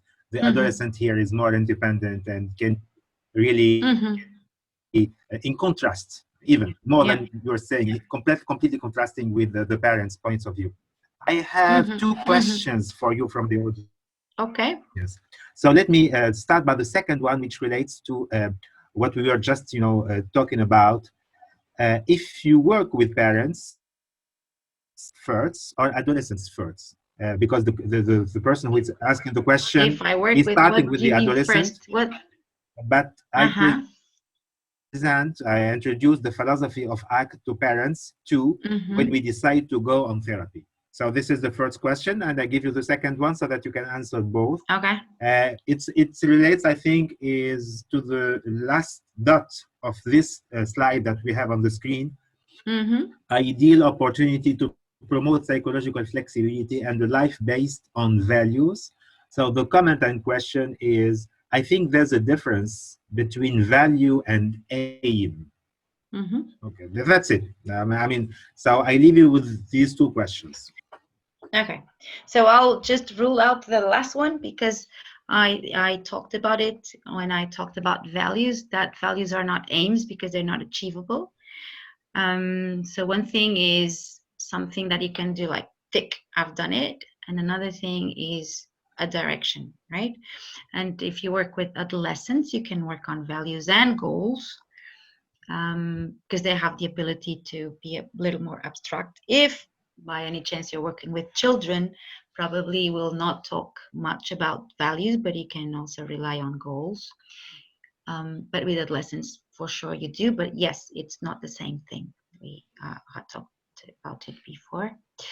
And the other one, if you see adolescent first, parents first, how did you? Okay. Well, actually, there's no rule for that. What I do is, usually when somebody comes to the first session, usually the adolescent comes with the mom or with the dad, or with both of them, or alone. I never know, right? Because sometimes they come alone. So what I do is I go to the waiting room and I ask the adolescent. I present myself. I ask who they are, with whom they came, and I ask, would you like to go into my room with me, or would you like to come also with your parents? And they decide at the waiting room who is going to be in. And in the first session, I'm just trying to have an idea of what's going on. What brought you here? Why are you here? What is worrying you? What is not, according to what you'd like to be. Sorry to and interrupt I just here, just gather to make it clear. How does the referral system work? Are they referred by themselves? Are they referred by No. It's because they're minors. Because they're minors. How it goes? In our clinic, there's always a first call. So usually the parents call and they say, I'd like to have an appointment with Dr. Salvador for my kid. Okay, so we take the information and we ask a little bit about what is the situation. And then after that, I schedule the session, right? So when they come, I know who the adolescent is, and more or less, very broadly, like what has to do with the referral. So for instance, I know they come from anxiety reasons, or they come from behavioral reasons. They come because the school told them that they had to come. They come, whatever, right? But really very, very, very generally, just a paragraph or two. And then when they come, the first session is when I take the information for the motive of referral. Why are you here? What is worrying you? what is not so great that you decided to come here, right? So if the adolescent, this is the first session. I usually don't do much in this first session because I'm just, building the therapeutic relationship. I'm trying to learn what's the matter and a little more, I'm sorry. And then the second session I schedule with the adolescent, usually to, again, continue to establish the relationship, then to work a little bit more, maybe psychoeducation, more evaluation, more assessment. And then with the adolescent, we then decide when the parents come. Like it could be third session, fourth session. It depends also of the availability of the parents. Sometimes I want parents to come in third session or fourth, and they said, "Oh, I cannot come that time because I have whatever in work, or I can't do it because I'm not in the city or whatever." So it's very flexible, and when they come, it's more or less what you probably do in other models, that um, you complete your assessment, you do the anamnesis, and you build a story, like a history, a clinical history, and then you do psychoeducation, and you more or less explain what's the model that you're working with and what are the aims. But after I have talked about it with the adolescent first, after they said, yeah, it makes sense to me. Okay, but this is my way of working. Probably other people do something different. I do it like this. I first try to establish if this makes sense with the adolescent, right? And then after that, the parents come and they can themselves explain to the parents what way we're working with, or working with their symptoms, let's say, like what is the rationale behind our therapeutic work. I don't know if this answers your question. So I think it's if pretty this clear. means that I will get a lesson, I don't see a comment written here yeah, on the chat Can I okay, just icon, but interfere I and think, I ask mean, a you question? something at first. yeah, sure, Theo, I think it's very nice to see you, first of all, nice and to see you too. a great lecture as usual. So thanks very much. It's nice to see each other on the screen. Actually, I think the question was more related to a question that I have in my mind. And the question goes like this, like you're working with this adolescent or with this child, and then you're talking about values, what is more important for them, what kind of adolescent person he wants to be, what is, and you're setting up, perhaps clarifying values for them. Mm-hmm, mm-hmm, On the other hand, I think this question is related to, in case that these values contradict with the mm-hmm, values of the family, it mm-hmm, becomes an issue. It mm-hmm, becomes an important issue. So I think the question is whether you would like to engage the family mm-hmm, into the mm-hmm. treatment so that they do not go against Yeah, clarifying values and yeah, things like that. So what happens when the values of yeah. the child contradicts with the values of the parents and so on? Okay. So actually, most times it's not a value contradiction, it's a value from one and a rule from the other one. Does it make sense? Yeah, sure. So many times parents are not really clear about why they are demanding different things. And in this case, what we aim to is to unravel the value behind it. And many times, when you do that, the values are the same, but they have different ways of being expressed in terms of rules or behaviors or whatever. Does it make sense?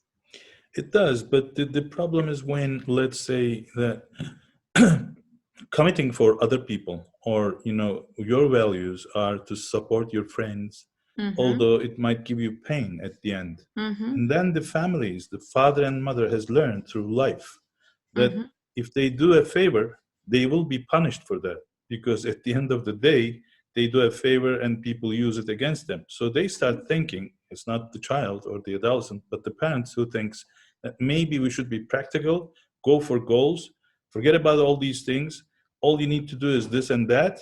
And then, of course, this is a value or a kind of, let's say, maybe it's not a value, but it's a kind of rules for them, but Yeah, it doesn't exactly. matter whatever the name is.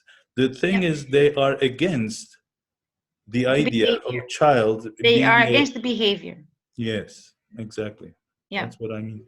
Yeah. So when that becomes the case, of course, I think we might need to include, as you said, this everything is in a context. So we have to get the family members Yeah. involved in that. Yeah. Otherwise, it will Yes. be a matter of conflict. And then Exactly. it is the parents who decide to send the adolescent to you. So if the parents doesn't pay the money or send the Of patient course. to you, you're not going to see the patient. No. So in that sense, I think it might be important to get the parents involved, and I think this And is an you do, issue. and you do involve them.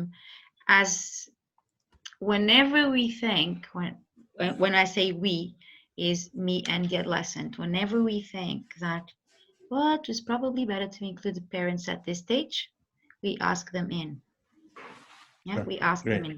They can be in many sessions or just a few sessions, and they will probably be in session less than when we're working with kids. Okay, because the adolescent again is in this other phase of autonomy. So we don't want the parents too much in the sessions, because we're not going, we may be going against this autonomy thing. But when we need them, and if we say, okay, this is probably best to talk about with the parents, what do you think? Okay, there they come. And even if the adolescent is not there, sometimes I don't have the adolescent in the session, I just have the parents. Sometimes it's easier to talk to the parents without the adolescent, if they agree, it's also good for them, if they think, yeah, just talk to them, I don't want to be here. Most of them will tell you something like that. And then what we're doing, we're doing kind of the same things. We're clarifying the parents' values, and we're working on cognitive diffusion with some rules from the parents, and accepting whatever is there to be accepted, and come again to the present moment. Oh, doctor, what will be of her life in the future? Yeah, okay. It's again validate. Of course, you're worried about what the future will bring. So am I. So am I. Of course, we have to talk about the future, or think about the future in certain context. But still, for you to have a valued future, you need to act in the present. So again, the 6 processes of act, you may be doing them with the parents as well.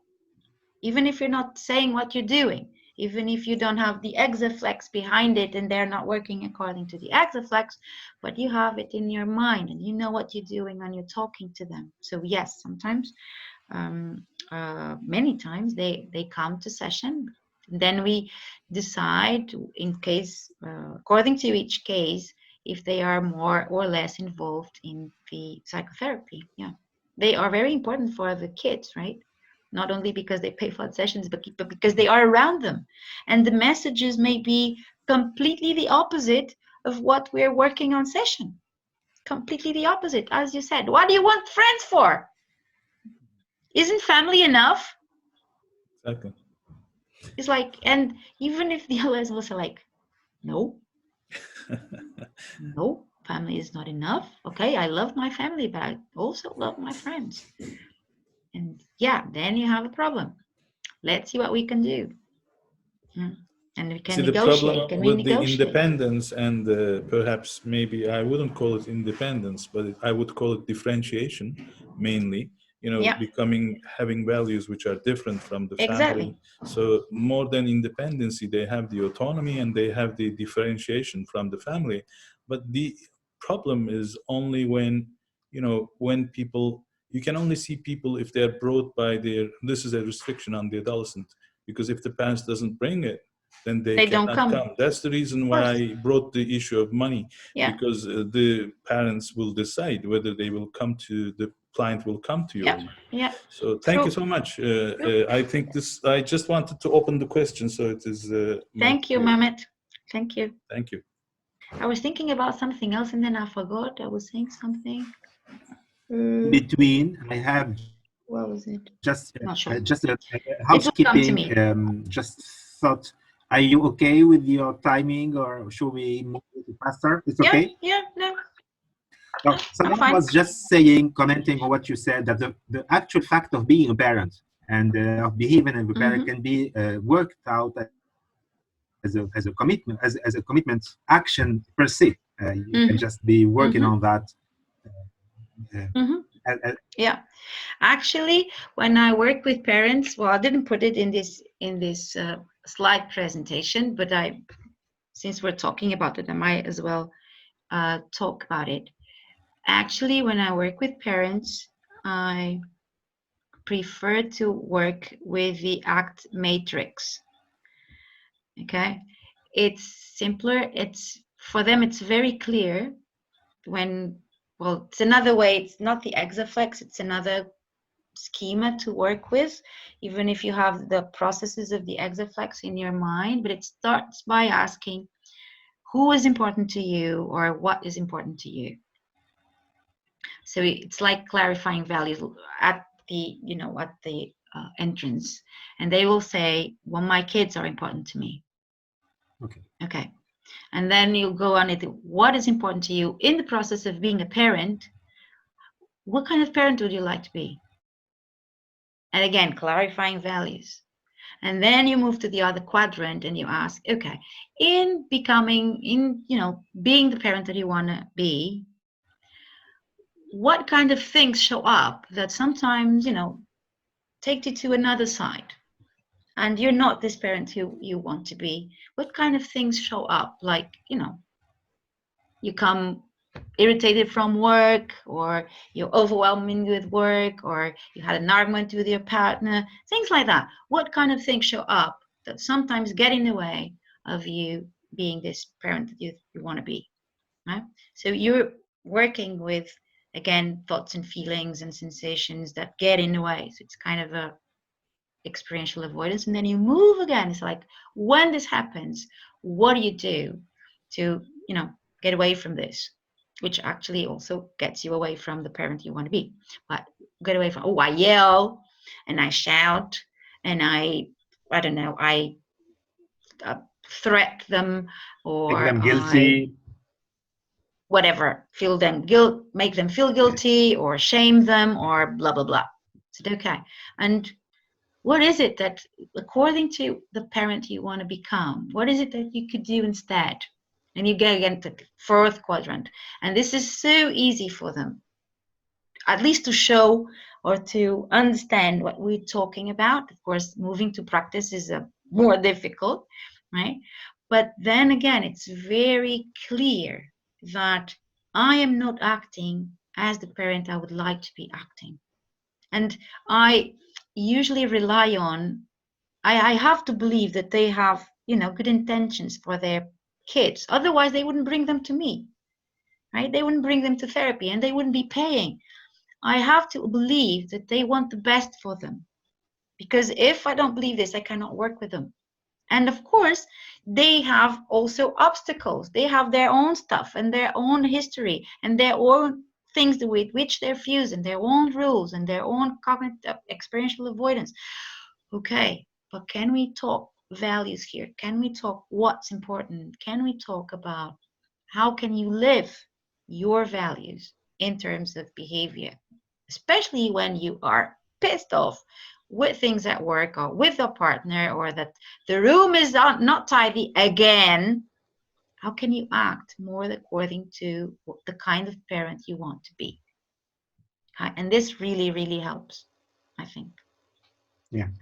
It's very clear. Okay. I just wanted to know, Maria Seyou, that the major part of attendance know very well the metrics, because we have. Oh, that's good. That's good. If you will use it after, you can go quickly, because they know it very well. All right.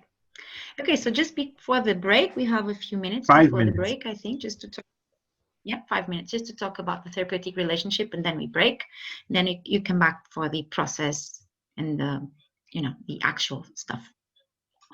Okay, so I brought you a phrase from Kelly Wilson that I really like about building rapport, building a therapeutic relationship. And it goes like, when you are with this person, appreciate them like they are a sunset and not the math problem. Okay, so appreciate them, savor them, appreciate the person you have in front of you, And don't try to fix it. Don't try to solve whatever, right? It's not a math problem that you have to solve or fix. And another nice a nice aspect of ACT is to consider that patients are not broken. They are just stuck. You know, they're stuck in inaction, uncommitted action. They are stuck with all these 6 processes of psychological inflexibility. They are stuck. So what we're doing is not fixing them. We're just helping them to get unstuck.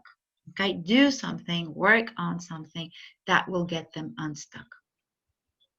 So our role, what is our role in therapy? Well, to help them live better lives in general. Okay, and then we can define what the better life means and what gets in the way again. So the therapist is curious and gentle and compassionate and genuine and respectful.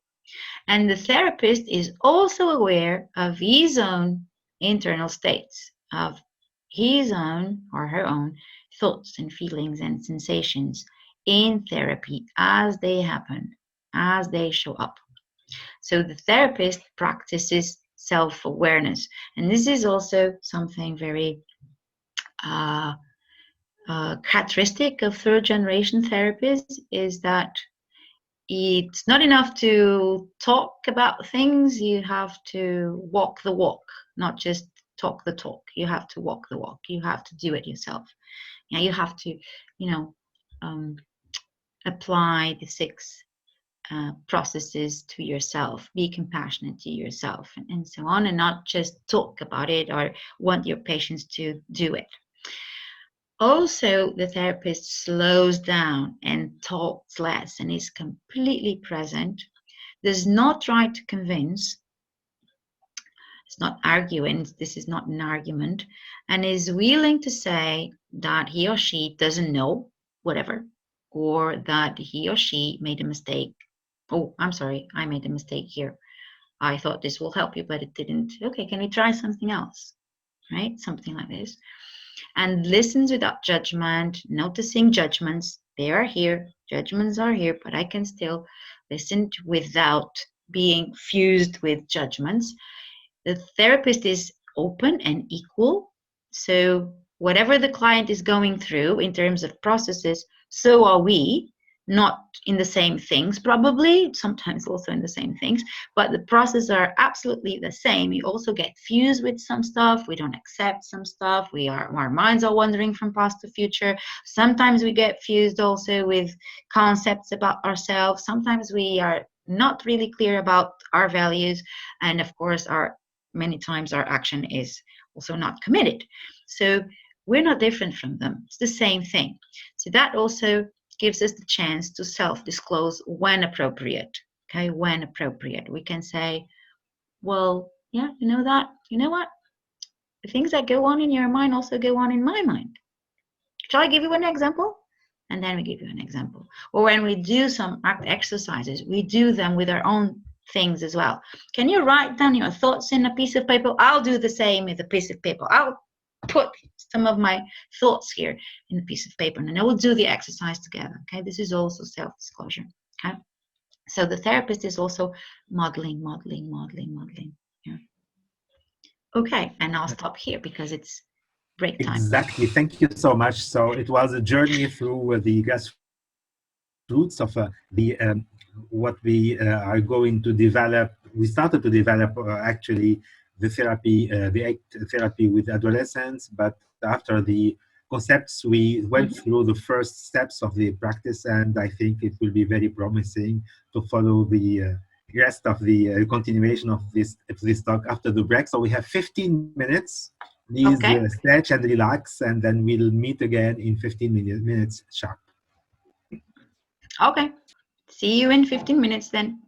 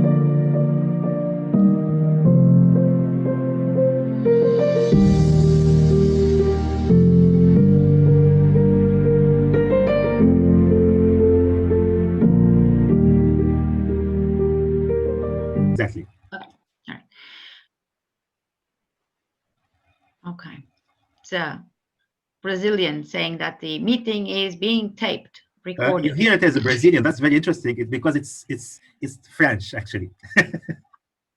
For you it's French. For me Okay. it's Brazilian. That's very interesting. Essa reunião está sendo gravada. Tá bem. Okay. Okay. The melody, you are following the melody. Yeah. That's it. Right, so here we go. Assessment and conceptualization. So we need to take a history, right? We need to gather information. What do we need to ask about? We need to ask about fusion, hooking thoughts. What kind of thoughts show up that hook you?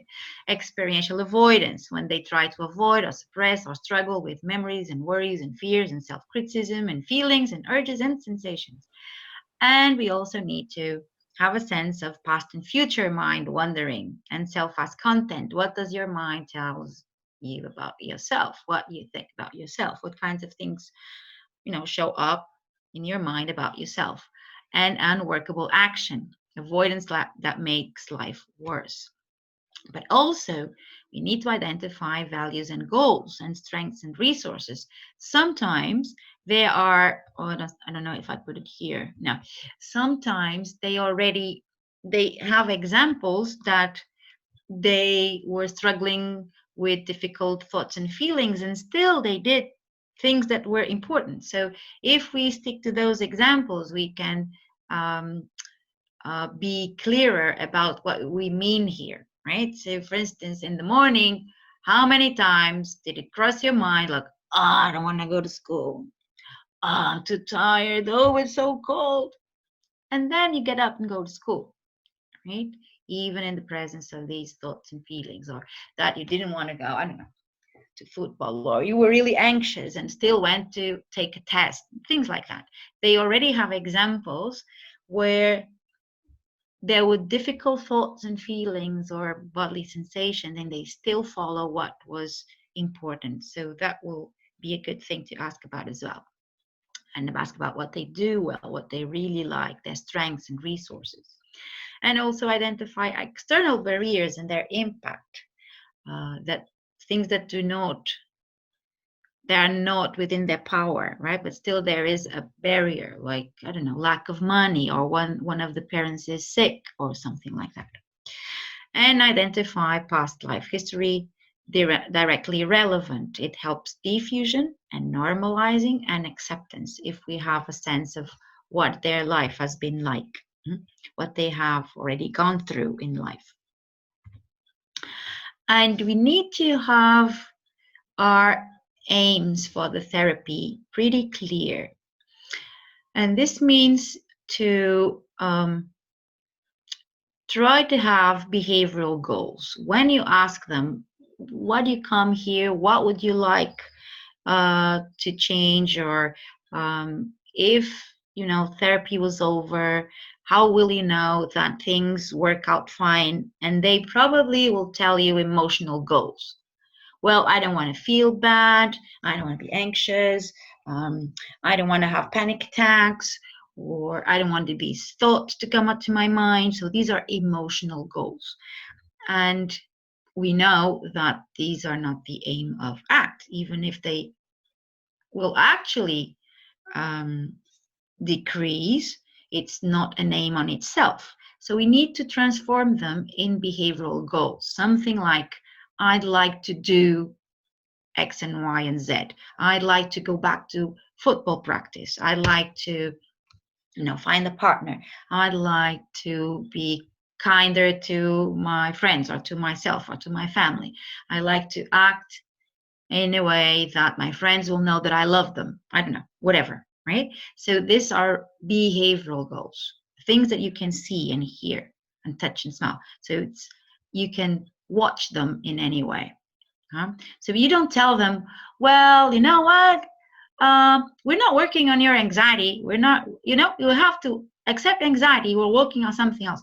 Don't tell them. You just, make your conversation towards behavioral goals. So you can ask something like this. If I could make all this stuff go away, this anxiety, this anger, these nasty thoughts go away, or if I could, take the control out of them with my magic wand, what would you be, or what would you be doing differently? What would be different in your life? What would you be doing different? What would you do more of or less of?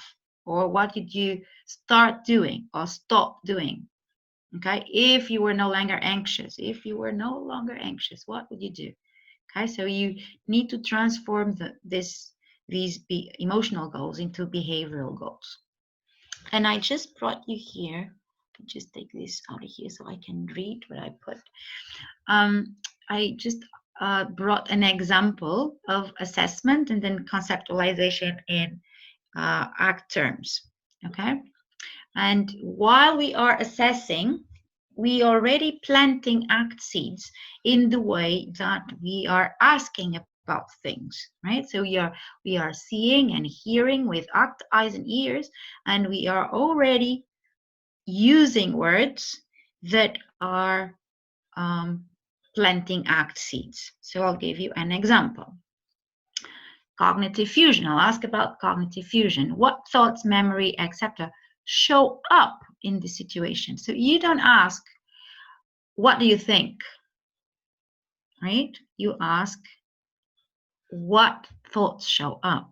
It's already diffusion language, right? What thought? Because thoughts show up on their own.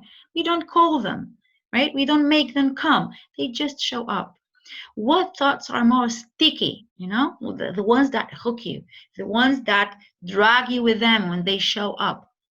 Okay? And we'll be looking for rules or reasons or judgments. Oh, this is awful, or I can't do this, or I have to do that. Okay? What kind of thoughts show up, or memories, or whatever, right? That with which you get fused, but we don't say the word fuse. We just like they're kind of sticky, they stick to you and then they drag you along with them. They hook you. And you can also show them this picture. It's like being hooked, like when this thought shows up, it takes you away in the hook, right? Oops.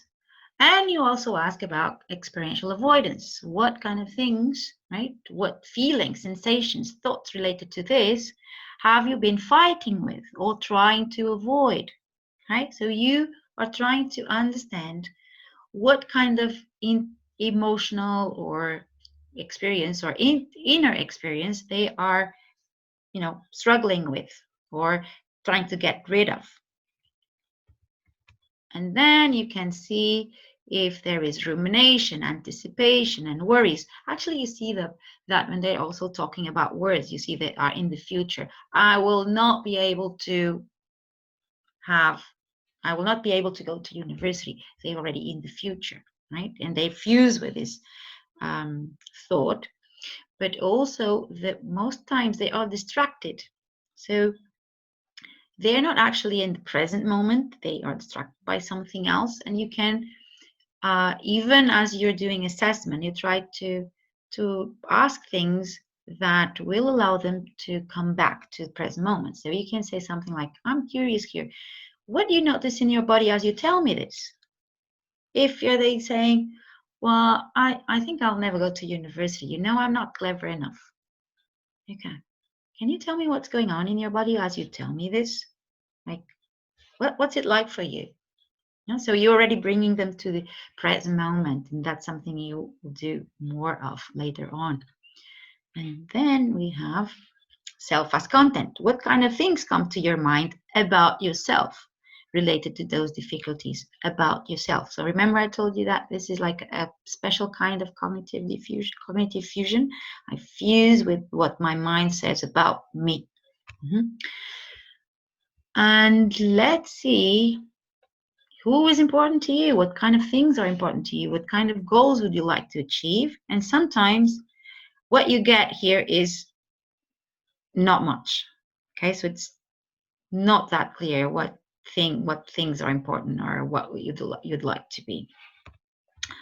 And then uncommitted action. What did you stop doing or start avoiding? What have you been doing to try to cope with this, but that have you made stuck or make you lose time or maintain or increase the problem? So again, you're asking about mainly most times, what are they doing that is most times at the service of experiential avoidance? I'm not going to practice anymore. I'm not talking to the girl I like, or let's say I don't write in the test things that I'm not sure about. Okay, so all these things you jot in uncommitted action. So let's say that you have some examples like this. Okay, cognitive fusion. What kind of thoughts show up that hook you? I will say something stupid and people will laugh at me, or nobody likes me, or I cannot trust people, or something bad is going to happen. So I just put some of the things. It doesn't have to do with any particular problem or any particular diagnosis. I just put different things there. Right? Experiential avoidance. You may have anxiety, irritation, sadness, obsessive thoughts, any unpleasant thoughts, whatever. And then in the conceptualized past and future, rumination, catastrophic anticipation, or planning, getting distracted, dissociated. In the conceptualized self, you have I'm anxious, I'm inadequate, or I'm stupid. Lack of value clarity. What is important? I don't know.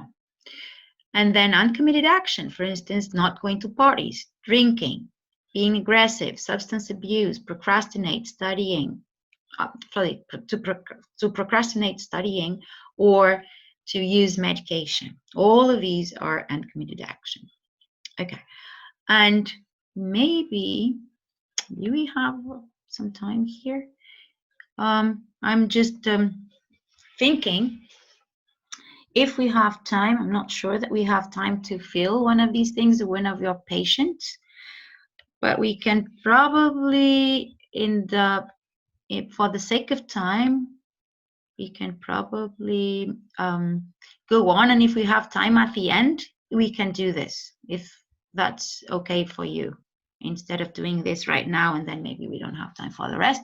I'm not sure how long. It depends on how long we do the exercises and how long we take with questions, but I can do both things. You let me know if you want to stop here and just try to work on this influx sex with one of your patients, or if you want to go on, just let me know.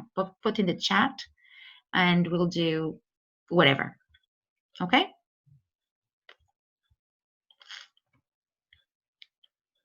Where's the chat, by the way? Yeah, I'm here. Okay. Here. Can't hear you I very was well. just No. reading clear to us. Yes, it's clear to us for Okay. now. For now. But was my question clear? I can't hear you. Your internet is not good. Oops.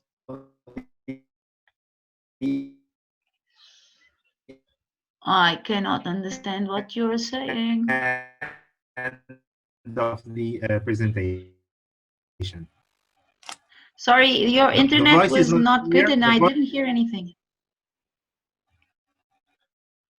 Can you repeat, please? Is it better now? Is it better now? Yeah. Yeah. So shall we stop here and do this, or shall we You hear continue me with now? exercise? Yes, I can. And as you suggested, we can go to this at the end. Okay. Perfect. Okay, fine. All right, so in assessment, just very briefly, you can look at it later. You have some questionnaires that already assess some of the processes that that are part of the influx-X or the exaflex, acceptance and mindfulness, psychological inflexibility, our values, and there are questionnaires for parents also. And so you can use them and see what comes out of them. You can use them at the end of intervention to have an idea of how it goes. And then you go to the process itself. And you may ask, okay, we have 6 processes. Where do we start? What strategies do you use first? And the answer is, there's no correct order.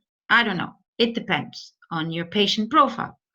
So for instance, if you have a patient that is very avoidant, probably we will begin by creative hopelessness and then dropping the struggle or willingness or acceptance. If you have a patient that is not very, motivated, maybe you can start with values. Or if you have a patient that is overwhelmed with emotions, maybe you will start with contact with present moment and give them and dropping anchor, let's say, or just grounding. It depends on your patient, right? So there's no correct order. So we just have an idea of what is most probable to work on, or what makes more sense to begin with. And don't forget, if you get stuck in one process, dance to another process. So if you're doing cognitive diffusion and they're not getting it, and they're not diffusing for anything, get out of there. Get out of there. Don't get stuck in one process. Dance to another process. Do contact with present moment. Do acceptance. Do whatever. But get out of cognitive diffusion. Okay? Don't get also fused with the idea that you have to do cognitive diffusion or whatever other process. Okay? If you sense that you're stuck, it's not working, find something else to do. Okay? Do something else. Jump to another process and then come back to that process when you think it's time.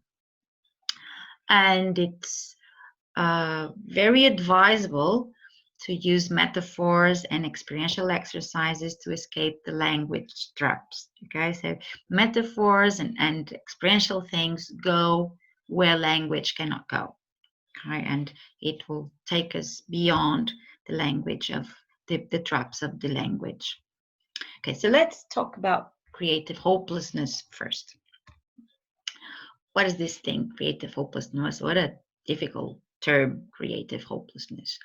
Okay, so what do we want with this? We want to convey the message that although you have been trying very hard to deal with these difficult thoughts and feelings, you're not really getting anywhere, or it's not really working, and it's actually not getting you the life you want. Okay, this is the hopelessness part. So what do, you define the problem in terms of thoughts and feelings and sensations, like what have you been struggling with, what kinds of things have you been struggling with in these problems. They will tell you about thoughts and feelings, and then you ask them, what have you tried until now to solve the problem? And the family also, what have you and your family, because probably the family is also involved in these strategies, what have all of you tried to solve this problem until now? And you kind of do a list of things that they have tried, like distracting themselves or avoiding things, or having positive self-talk, or rationalizations, or drinking, or taking drugs, or we never know, right? So you have like a list, and then you go to ask, how did it work?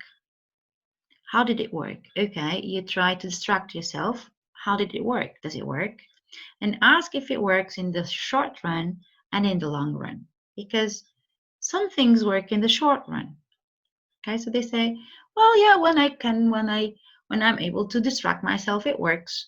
My anxiety goes down, or my anger goes down, or my sadness goes down. Okay, all right.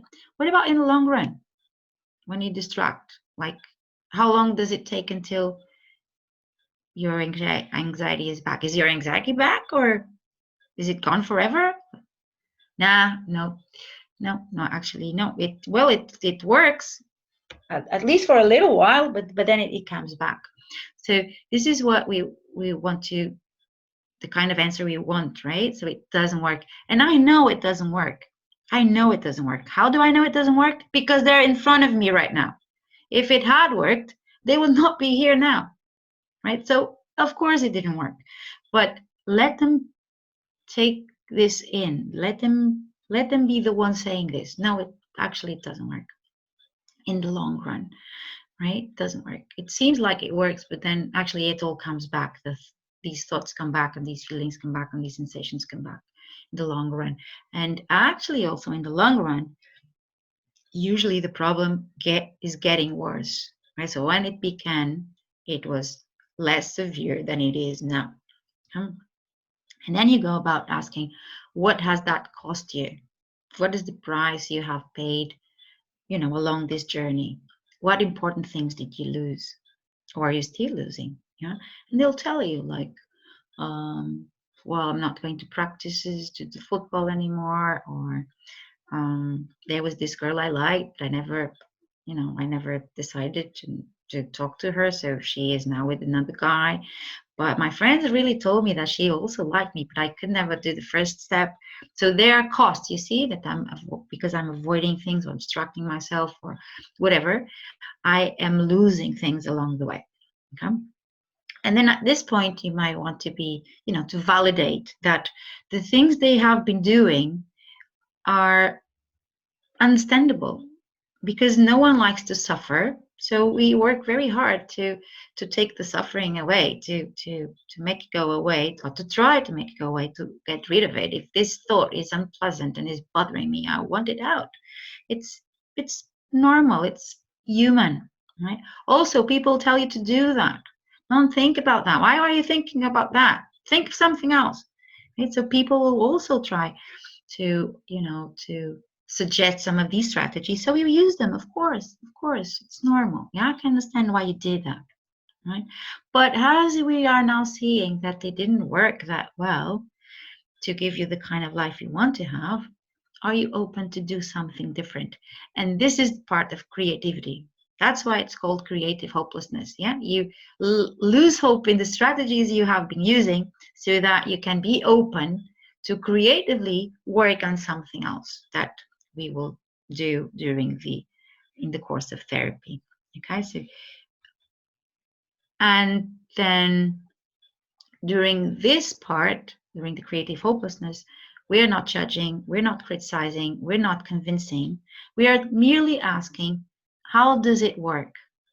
How did it work until now? Yeah, so you're asking for the utility, for the functionality, for the effectiveness to create a rich life or valuable life.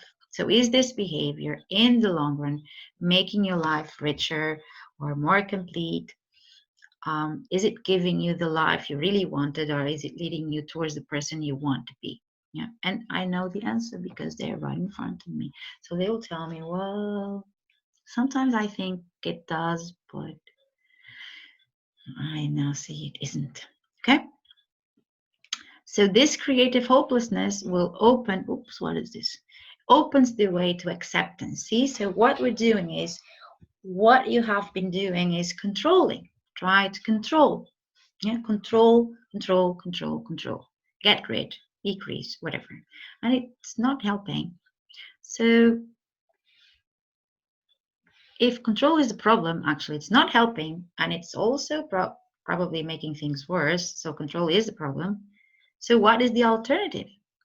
So that's why creative hopelessness opens the way to acceptance. If you try to take this away from here and it didn't work, yeah, maybe we need to address it in another way, okay? So from here, we go to work on the illusion of control and control as the problem. So we make it more experiential. This is just talk, right? And then we make it more experiential. One way of doing it is to ask them something like this. So I can do it with you.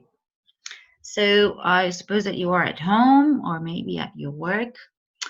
Probably before you were at home or at your work, you have to, even if it was yesterday, you had to do a certain, what do you call that? You had to come from somewhere, right? You have to maybe driving or walking, I don't know. So can you have this in your mind? Bring that memory, like, how did I get here? Even if it is like, how did I get to this room? I went to the kitchen to have, lunch. And then let's imagine the way from the kitchen to this room. How did I get to this room? Or if you are in the kitchen, maybe you went to the bathroom. What about when you left the bathroom and then went to the kitchen? Try to picture that in your mind and then erase it. Take the memory out of there. I don't want you to have this memory anymore. Take the memory out of there. Yeah. I'm not remembering how I came to this room anymore, or how I came home, or how I came to my office. Oh yeah, the memory again today. And if you do that with them, like, how did you come to my office today? Oh, I did this, I did that, I did this road, that road, and then I come across, blah, okay. You have that in your mind? Yeah, I have that in my mind. Erase it. And they're not stupid. They'll tell you, I can't do this. I can't do this. What do you mean erase it? Well, erase it. What is it that you erase it? Take it out. I don't want that memory there. And it's like, it's impossible. And you go like, exactly, it's impossible. Yeah, but still, sometimes we try to do it, don't we? I don't want to remember about that girl, that boy that said no to me. I want to erase this memory. Not possible. Sorry about that. That's not the way the mind works. Okay? Or you can do the giraffe thing. Don't think about giraffes. Don't think about chocolate cake. Try to picture chocolate cake in your mind. Okay. Don't think about it now. You're like, what? I can't. No, giraffe is coming. You did the exercise, so you know what will happen, right? Another exercise. Or you can use this one. This one is also nice to work with a lesson. Like you say something like, well, I'll do it with you. Okay, if somebody will engage with me. Will anyone engage with me, please? Where are you? Hello? I don't see anyone except Hanem. Tell me. Are you engaging with me? Thank you. Okay. What are you asking for? Sorry. Okay. I have a deal to propose. The deal? I have a deal to propose you. Oh, Hi, deal. Lamia. Yeah. Thank you for opening your camera. I like seeing people. So here's the deal. I will give you 1 week, and in that week, you will throw away all the garbage in your house. Everything that you don't like anymore, that is, like old stuff and trash, you put outside. And if you can do that in 1 week, I'll give you 1,000 euros. And if you cannot do that in 1 week, you will give me 1,000 euros. How does that sound? Okay. Do you take my deal? You don't deal? No, I will not do it. Why not? It's impossible. To take the trash out of your house? It's impossible. I'm sure that I will lose. What if it's only in your room, the room you are in? Okay, it's in my in my office. Mm-hmm. Only in your office. Yeah. If I change the deal, it's only your office. Old books. I can throw old books out. I don't know. It's the book, just the trash. That's the things you don't like, and it's like just trash. Okay, I was just kidding. Seyu. Yes, I will. No, that's okay. You can, but an adolescent can say that. Yeah, I will. Well, the whole house? No. Is it okay? What if it's only your room or whatever? You choose a room in your house. Mm-hmm. Okay. And they'll eventually say, well, okay, you give me 1,000 euros in 1 week to throw away the trash. Exactly. This is the classic answer. Like, yeah, okay. So do you say yes? Do you take my deal? Yeah, I accept. Okay, right. Okay. So I have another deal. I'll give you 1 week and and if you succeed this deal, I'll give you 5,000 euros. And if you do not succeed your deal, you give me 5,000 euros. And the deal is, I'll give you the same week, and you have to throw away all the trash in your mind. And if at the end of the week you have no trash in your mind, at all, no trash in your mind, 5,000 euros. Take the deal? It's not obvious at all. Lamia is saying no. Not obvious at all. No, why not? It's a risky deal. It's a risky deal. Yes, you are absolutely right. It's a risky deal. So you wouldn't take the deal, right? Yeah, exactly. You wouldn't take the deal. Well, I wouldn't take the deal as well. Yeah, you know why? It's not possible. Why do you think? It's not possible. Correct. Not possible. Yeah, not possible. Exactly. But again, you see, this is what they have been doing.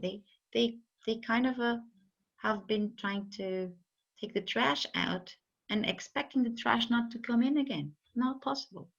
Yeah. So it's just make it more experiential. Make it fun as well. When you make it fun, you are already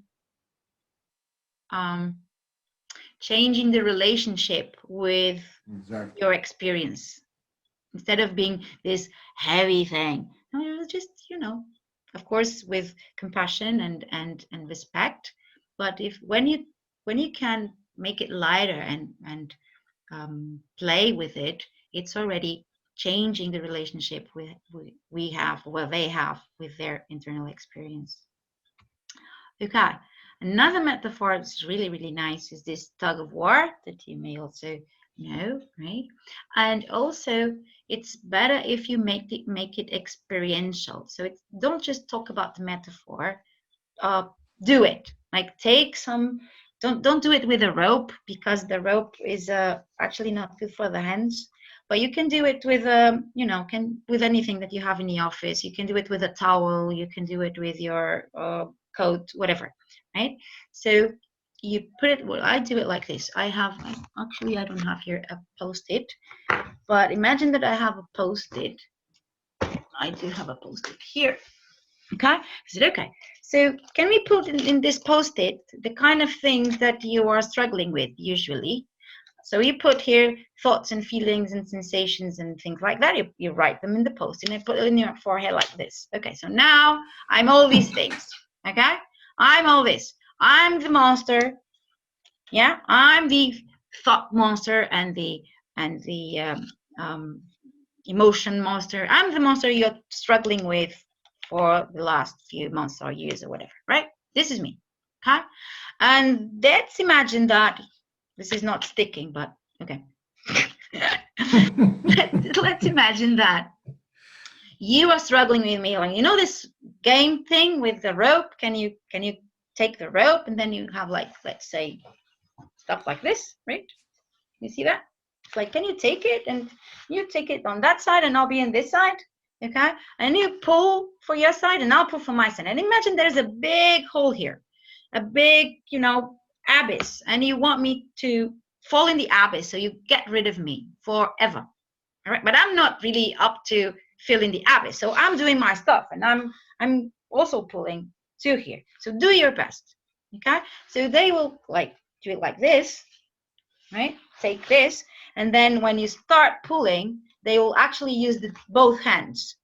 And when they use both hands, it's like, oh, okay, so you have no hands left. But that's good. That's nice. Just take it. Do your best. Pull it. Pull it the more you can. The more you can, the better. So you're doing like this, and you have, sorry, I forgot one thing. You have one thing here, right? You're the monster. But at the same time, you have another post-it where you put all the important things that they are losing. Okay, the ones that they told you that they lost, they put in another post-it or in a piece of paper, and you put it in the wall. You glue it in the wall behind their back. Okay, so they are struggling with me, and behind their back, there's another thing with important stuff that they are not doing. Okay, and they were like, and you try to make them aware of the effort they need to do to be here with me. So, okay, so how are you feeling? Oh, this is tiresome. Oh, really? Why is that? Keep pulling, keep pulling, keep pulling. Don't forget, I'm still pulling, keep pulling. Oh, what about your arm? My arms are really, hurting. Well, okay, but keep pulling, cannot let this go.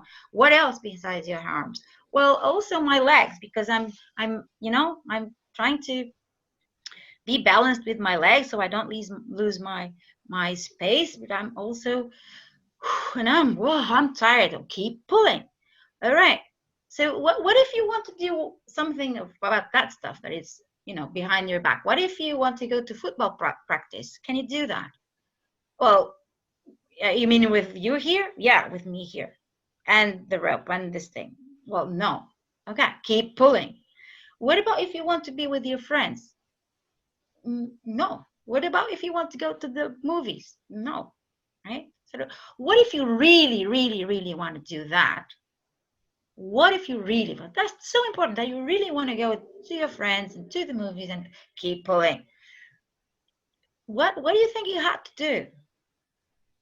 And at a certain point, they come up with, let go.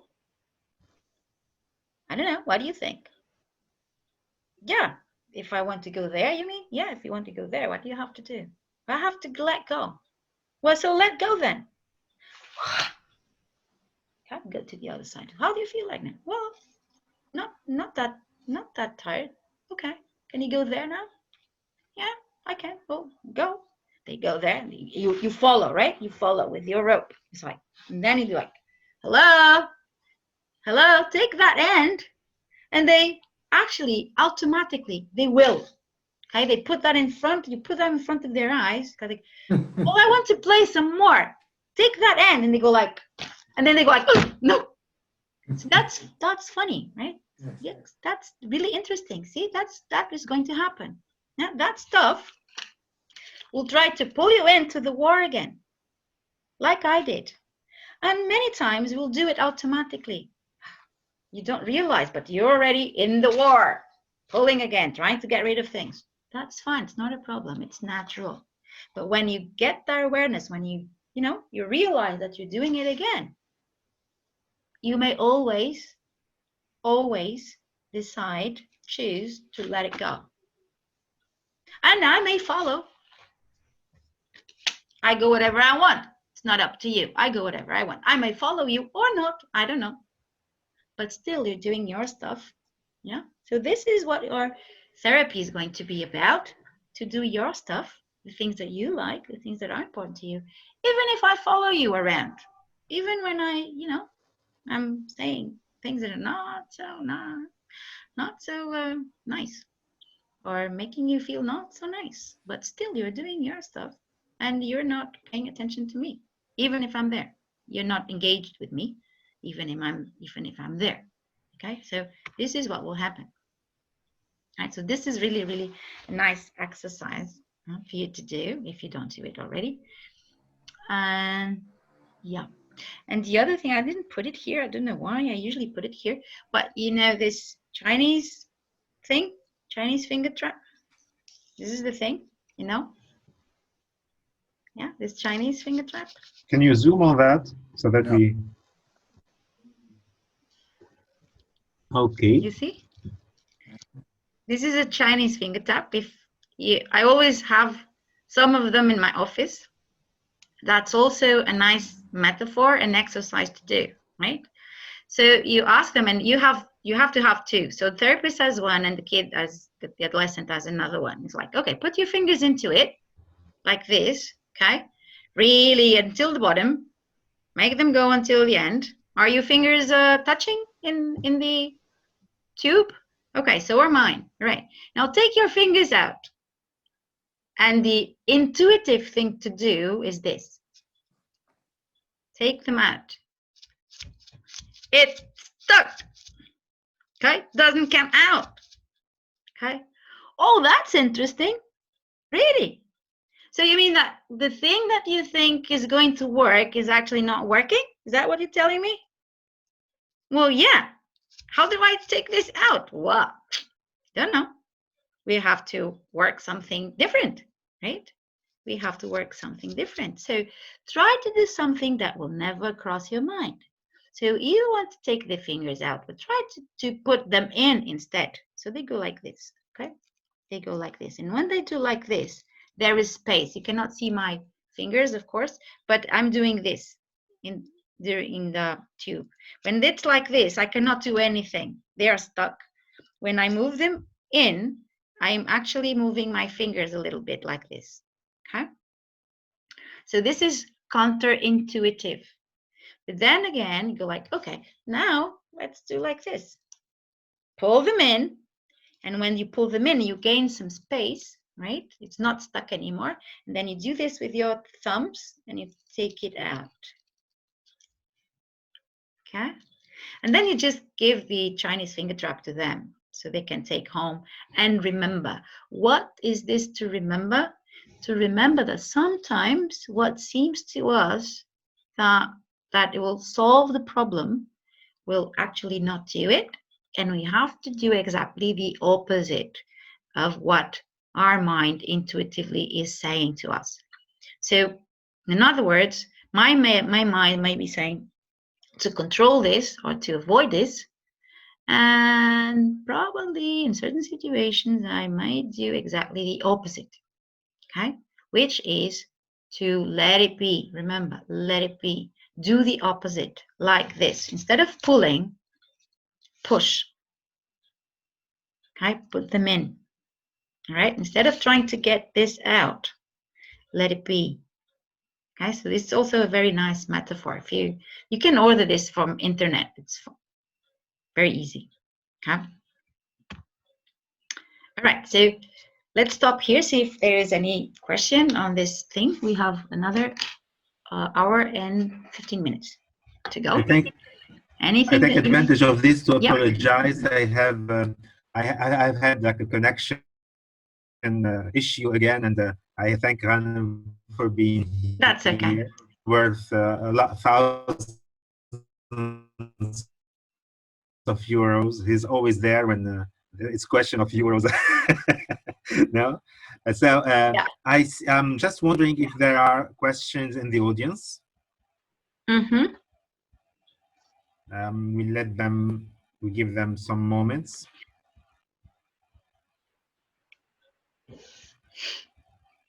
But I think the examples were very, Okay. very visual, and you illustrated with the Okay. all the metaphors. Good. So it was very nice. The monster, the finger trap. So I think it's really clear, and the idea was very clear. Okay. If we were in vivo, you would do this yourselves, like with one another, or I would give you these things as present, but because we are so far away, we cannot do that. So we have to improvise. Okay, so I'll follow, okay? Let's go. I'll continue. Thank you. Okay, so if you want to work, remember that for learning reasons, let's say, oops, my tug of war fell. For learning reasons and pedagogical reasons, I separated the processes, but you know that probably when we're working with one process, there's another process or more than one process involved, okay? But I'll give you some of the most well-known examples of things you can do to work within these 6 processes. Okay, so cognitive diffusion. In psychoeducation, it's good to use metaphors. One of them is to say that the mind is kind of a problem finding and problem solving machine. It's always trying to solve problems, so it's very, very sensitive to detect problems. What is wrong with things, including what is wrong with you, and that will be self-criticism, right? Another metaphor is this caveman mind. We have this caveman mind that's not updated for the 21st century, so it's always trying to warn us about danger. This is dangerous. This is dangerous. This is going to be bad. This is going to be bad. This went bad and then will go bad again. Blah blah blah. So danger. And actually, we didn't need all this in the 21st century. There's no tiger tooth saber tooth tigers anymore, or we have lots of people we get along with, so even if somebody will reject me, I have millions of others who can accept me. When back in caveman times, it was a small group. If I was rejected from the group, I would die, but it's not the case anymore. But we have the same brain, it's not updated, so we need to learn how to work with it, right, to understand it and to deal with it. Or you can say that the mind is an overly helpful friend, always trying to help.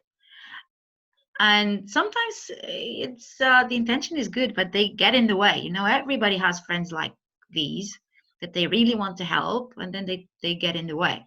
But this will give you also a more acceptant and compassionate way of looking to your mind. At how is your mind trying to help? How is your mind? When your mind saying, that people are rejected and nobody likes you, that it's no good, that don't go, how is your mind trying to help? It is trying to help, even if it doesn't help at the end of the day. But how is it trying to help? Okay, so you kind of build a positive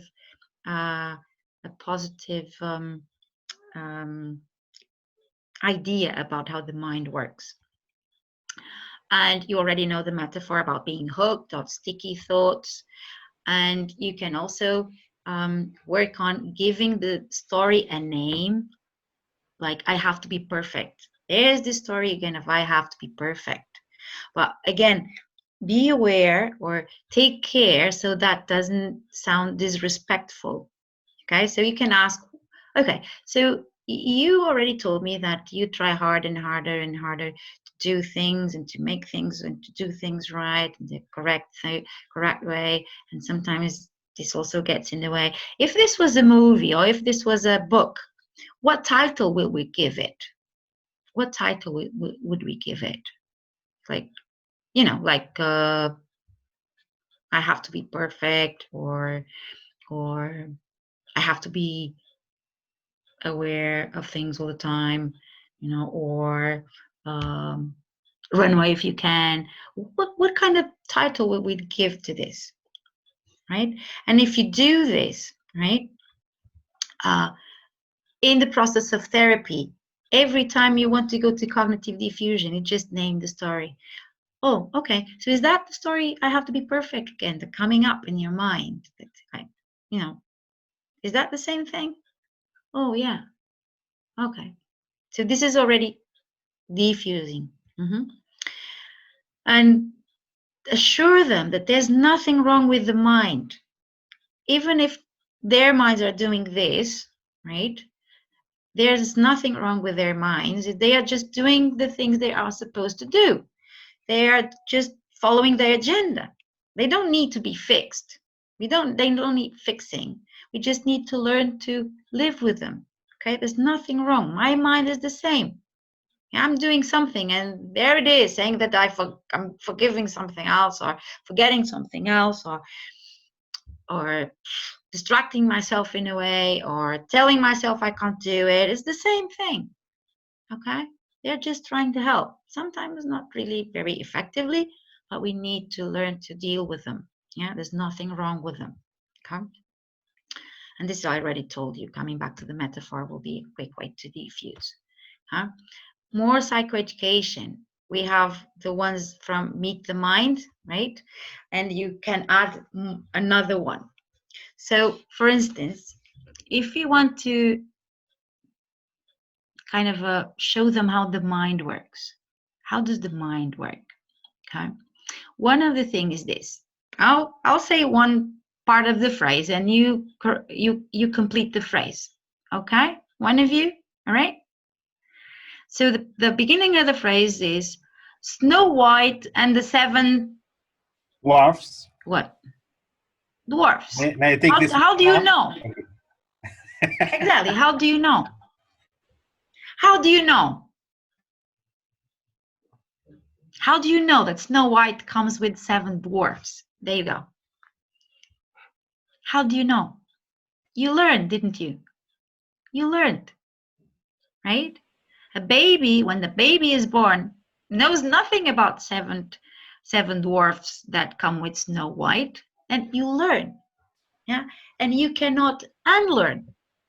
It's there forever. Snow White and the 7 dwarfs, period. You cannot unlearn, okay?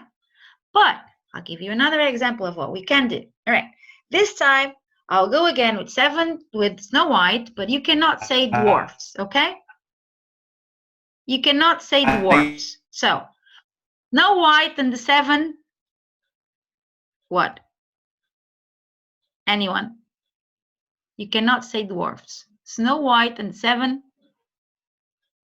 say something else. Dogs. Snow White and the 7 dogs. Snow White and the 7 giants. Sometimes they say the 7 giants, dwarfs, giants. This is how the mind works. Okay. All right. So is the word dwarfs erased from your mind? Did you not think about dwarfs? Well, I did. Okay. But Even if your mind was saying dwarfs, were you able to say dogs? Yeah. Okay, so that's what we'll do. Even when your mind says something, we may say something else, or we may do something else. Okay? This is the programming. Snow White and the Seven Dwarfs. I'm not forgetting the programming. I'm just choosing to say something else. So see again, this is cognitive diffusion, but as it happens, I'm paving the way to committed action. Can you see that? You can still have something in your mind and do something else. Committed action. All right? Does it make sense? Tell me if I'm being clear, because they are put together. I'm Yeah. really sorry, Maria. My question on the Seven Dwarfs story and the Snow White. It's okay. Okay. Yeah. Yeah. I'm really sorry. Okay. That's okay. That's okay. Don't worry. Be flexible. Accept what you cannot change. Okay. Your face Hey, you're patient. still there. You see, you're still there. Okay. Still there. All right. Another thing that you can do with them is, okay, look around the room and find something that your mind cannot evaluate, that your mind cannot say it's good or bad, or I like it, I don't like it, or it's nice or it's not nice. Find something in the room that you cannot evaluate. And they look around and they go like, ooh, and you do the same, okay? You do the same. And at the end, they'll say, I can't find anything I cannot evaluate. Because I look at that, I have their Garfield, like, oh, I like it so much, it's so cute. I'm evaluating. And then I can see, let's say, I don't know, spider web, like, what the hell? My housekeeper left the spider web there. Evaluating. And then I look at, what a nice day, evaluating. Okay, so there's no way that we cannot evaluate whatever. This is how the mind works. You see, that's what we're doing. We are meeting the mind. We're getting to know the mind. How does the mind work? This is how the mind works. Okay, it's constantly evaluating, saying stuff about stuff. I like it. I don't like it. This is good. This is bad. This is awful. Oh God. Blah blah blah blah. This is always going on inside our minds. This is another exercise. Again, just imagine an apple. Close your eyes. Imagine an apple. Imagine you have an apple or a chair, whatever you want. Imagine that. Okay. Get the picture of an apple or of a chair. Really, really, really, really clear in your mind. Okay. Describe it to me. What color is it? Da, da, da. So you go through that, and when they were like really vivid, then you say, okay, now eat that apple. Or sit in that chair. They go, what? Eat the apple. Didn't hear me? I'll say it again. Eat the apple. I said, what apple? The apple we're just imagining. Why cannot eat the apple? Why not? Because it's just a thought. Exactly. It was just a thought. Yeah, it is just a thought. You cannot eat a thought because the thought is not real. It's just a thought. Exactly. It's just something going on in your mind. You cannot sit in a chair that you are imagining. Why? It's not there. It's just a thought. Yeah. And so again, you're telling them how we do it and how the mind works, and it's actually just a thought. You don't have to do anything because it's just a thought. Okay. Other exercises that you may already know: choose a sticky thought and add, I'm having the thought that. So imagine that a sticky thought is, I'm having a lousy grade in the test tomorrow. Okay. Choose one and then close your eyes, say it like this, see how you feel, see how hooked you are. Okay. Scale of 1 to 10, how hooked are you? Like, oh gosh, 9. All right. Now, same thought, and you add at the beginning, I'm having the thought that I'll have a lousy grade tomorrow in the test. Can you do that? I'm having the thought that I'll have a lousy grade in the test tomorrow. Okay, so how do you feel? How hooked are you? Okay, because we're helping them to unhook, right? Or you can also go from, I am noticing that I'm having the thought, that I'll have a lousy grade tomorrow. And this, remember the noticing self, observer self, this is it. Okay. One thing is I'm having the thought that, another thing is I'm noticing that I'm having the thought that. I am aware that I'm thinking. Okay. It's not just something like, yeah, it's a thought. I know it's a thought. No. I'm aware that my mind is thinking about this thought. It's a little bit different. Okay. And if it works, because it not always work, if it works and you ask them about being hooked or unhooked, it will be less and less. Okay, so when they say, I will have a lousy grade in the test tomorrow, they'll be very hooked. And when they say, I'm having the thought that I'll have a lousy grade tomorrow, a little less hooked. And when they say, I'm noticing that I'm having the thought that I'm going to have a lousy grade in the test tomorrow, even less hooked. If it works, because not everything works with everybody, right? So you may try one exercise, doesn't work. Jump to another thing or jump to another process, doesn't mind. It's like, maybe this one is not really helping you. Let's try another one. Okay, go for another one. This is another one. Like, thank your mind for what the mind is telling you, because it's trying to help, remember. So thank you, mind, for telling me that I'm having a lousy grade in the test tomorrow. Okay, thank you. And now I go back to whatever I was doing. Okay, or there it goes again, telling me that I will have a lousy grade in the test tomorrow. There it goes again. Okay, so the aim is just to diffuse. Okay, not having the things stuck in my mind and I cannot see anything besides this. I'm diffusing. This is actually another metaphor, like the hands of thoughts. If these are your thoughts and they're like stuck there and you cannot see anything but your thoughts, right? What we're doing is this. Now I can see my thoughts and I can see they are thoughts, and I can look around and see other things, right? And I can see them more here. And actually sometimes I can put them in my lap and just let them there, and I can still move my arms and legs and do things, right? So again, it's cognitive diffusion because there's no way of doing this without being in contact with the present moment, with something that it's there in your mind now. And it's also committed action. Right? I can do things even when my mind is saying this, right? You can sing your thoughts, you can play with your thoughts, you can make funny voices with your thoughts, like if you want, whatever. As long as the adolescent goes with you and they are having fun as well, right? It's not disrespectful. You can do whatever you want. Okay. Can write your thoughts and put it, these I don't know where mine is, somewhere over there. These, when we go to congresses and we have badges, right?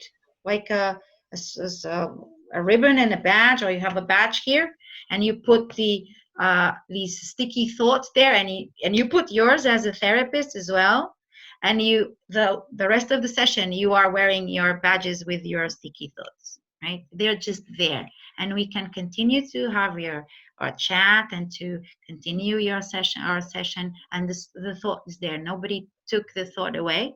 It's still there, so no need to get rid of it. It's still there, but we can still do our stuff. Okay, it's another metaphor and exercise.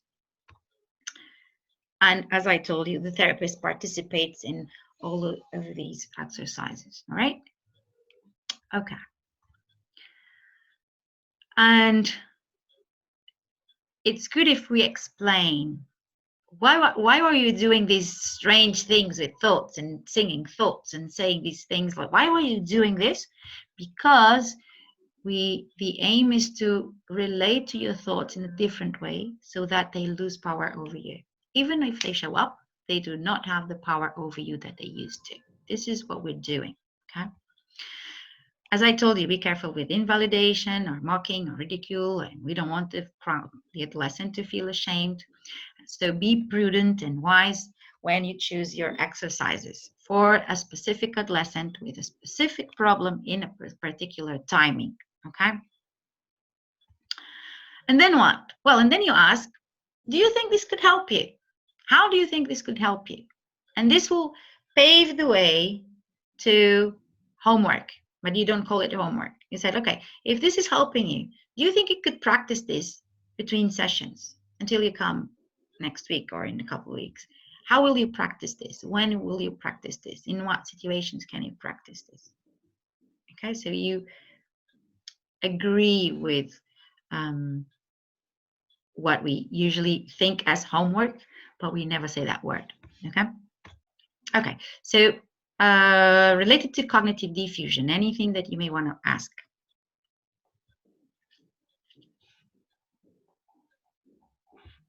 No, still clear? Yes, I'm just opening to the audience if there's a question on Okay. this specific part. Mm-hmm.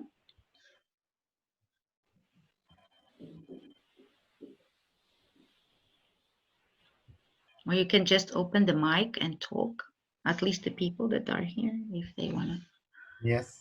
ask anything. Something showing up? No. I just would like to say, Suyud, it's very interesting with adolescents and youth to talk about, to push them to create a song with their thoughts. They take a lot of thoughts, and especially the rap, you know, they like that. And you told them, what do you think if the next time when you come to the session, after eliciting the thoughts, the automatic thoughts and beliefs that are annoying them and make them feel troublesome and uncomfortable, it's very interesting. The second session, it will be like, you know, competitions on TV. Contest, yeah. And you can laugh about that. On Eurovision. Eurovision, yeah. No, Eurovision is an old thing. There are many new things now. Yeah, but for us, it's Eurovision. For them, as other thing. Yeah, exactly. Especially now, you can use the, you know, these Korean bands. They're crazy about these Korean bands. Korean bands. Yeah, it's crazy. Of Jerusalem or something like that. No. Yeah, I never know.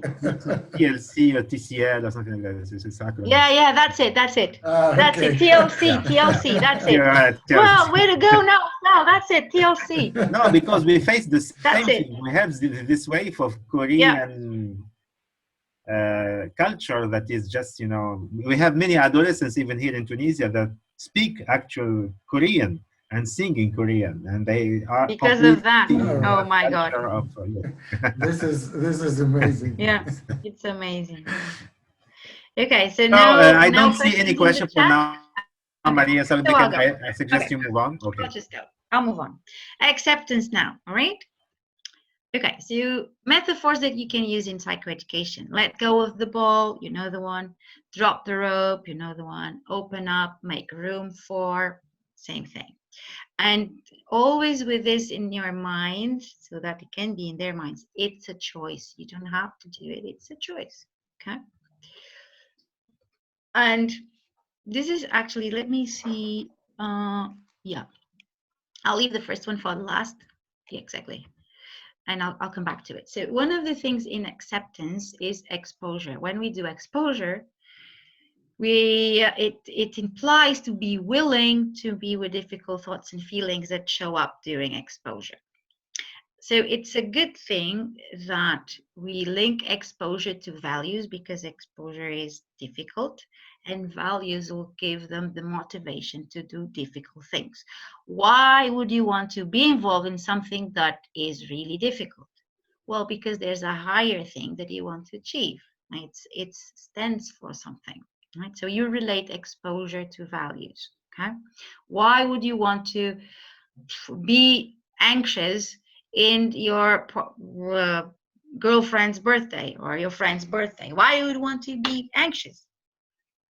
Well, because I value friendship, because I want to be there for my friend, because this is something I value. Like my friend, it's my friend's birthday, it's my best friend's birthday. I want to be there. Okay.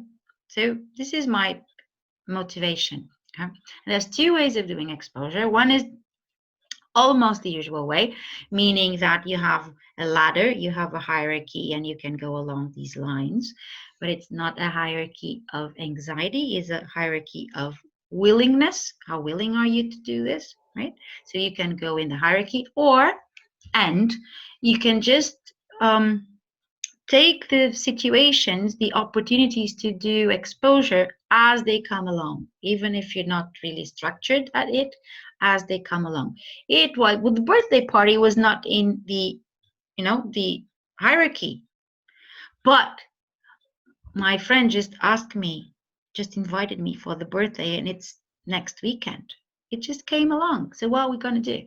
And this will be exposure, right? So exposure will be linked to what is important to you, and it will also be linked to take it as an opportunity to open up, to accept without saying acceptance, to open up and to be with, to make room for thoughts and feelings that will show up in that situation. So the aim is not to feel better, is to feel better. Okay, it's not getting rid of the feelings, is to feel better, whatever is there to feel. Okay, if that makes sense to them. And bridge acceptance and action. Those two things are actually connected. So you can ask them, for instance, what if I tell you, be calm or I shoot? There's also a metaphor around this, but be calm or I'll shoot. I have, a pistol here. Be calm or I'll shoot. Oh, God, I'm dead. Okay. So even if your life is in danger, you cannot be calm. That's interesting. What about if I tell you, stand up or I'll shoot? Well, I can do that. Okay, so do it. Stand up. Okay. So you mean you can stand up, but you cannot be calm? So can you stand up even if you're not calm? Yeah. Okay. So feeling is one thing, and I can still choose to act in a way, even if I'm feeling. This is always the same thing. Acceptance / willingness to be with things and committed action. And they are together. And then what? Again, you ask them, how could this help you? Can you practice between sessions? And you just establish the homework. And I have this little thing here. I'm not sure we have the time, but we can probably go for it. I have this little exercise. If you're willing to do it, we can do it like it's kind of a mindfulness exercise, but with a twist for acceptance. Shall we go for it, or you don't feel like it? Oops, it's not this. Let's go. Okay. Yeah, shall we go for it? Okay. So I'll just interrupt this. We don't need it. It will distract you. Okay. Whoops. Wait. What am I doing? What am I doing? So many things going on here. Wait, just a minute. Okay. So shall I invite you to sit comfortably and put both feet in the ground with your back straight if you want to. Right? You can close your eyes if it is comfortable for you. If not, just close them partially and choose a point. Choose a dot in the floor and look at that dot. Right? And maybe you can do 2 or 3 breathings, like deep breathings. Breathing in and breathing out a bit slower. 2 or 3 times.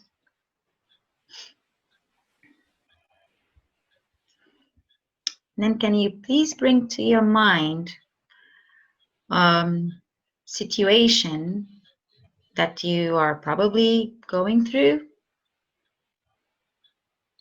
More or less difficult one, not too difficult, just can be anything, like you have something in your life going on that is not really going as planned, or you have a difficult thing to do, or you don't have enough time to do it, or you have something physical going on, just a moderate thing. And try to picture that situation as vividly as you can in your mind.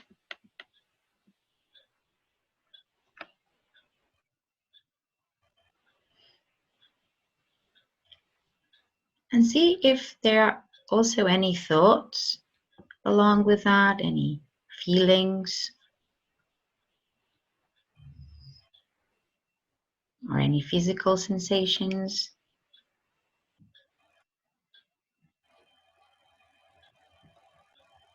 That are uncomfortable. And if your mind wanders a bit and if you lost the situation, try to visualize it again as best you can, where you are, who is there, who is saying what to whom.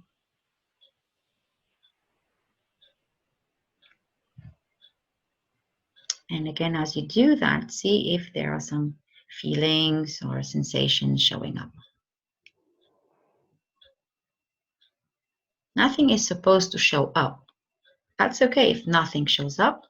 Just see if something shows up.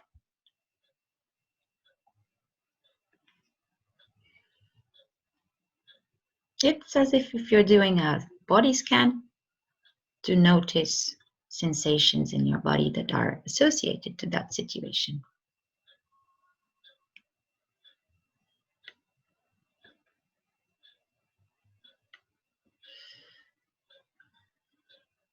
And when you find one, or if you find several, just choose one for now and try to observe it with curiosity. Where is it located in your body? Try to look at it in a curious way. How do you feel it exactly? How is it? How does it show up in your body?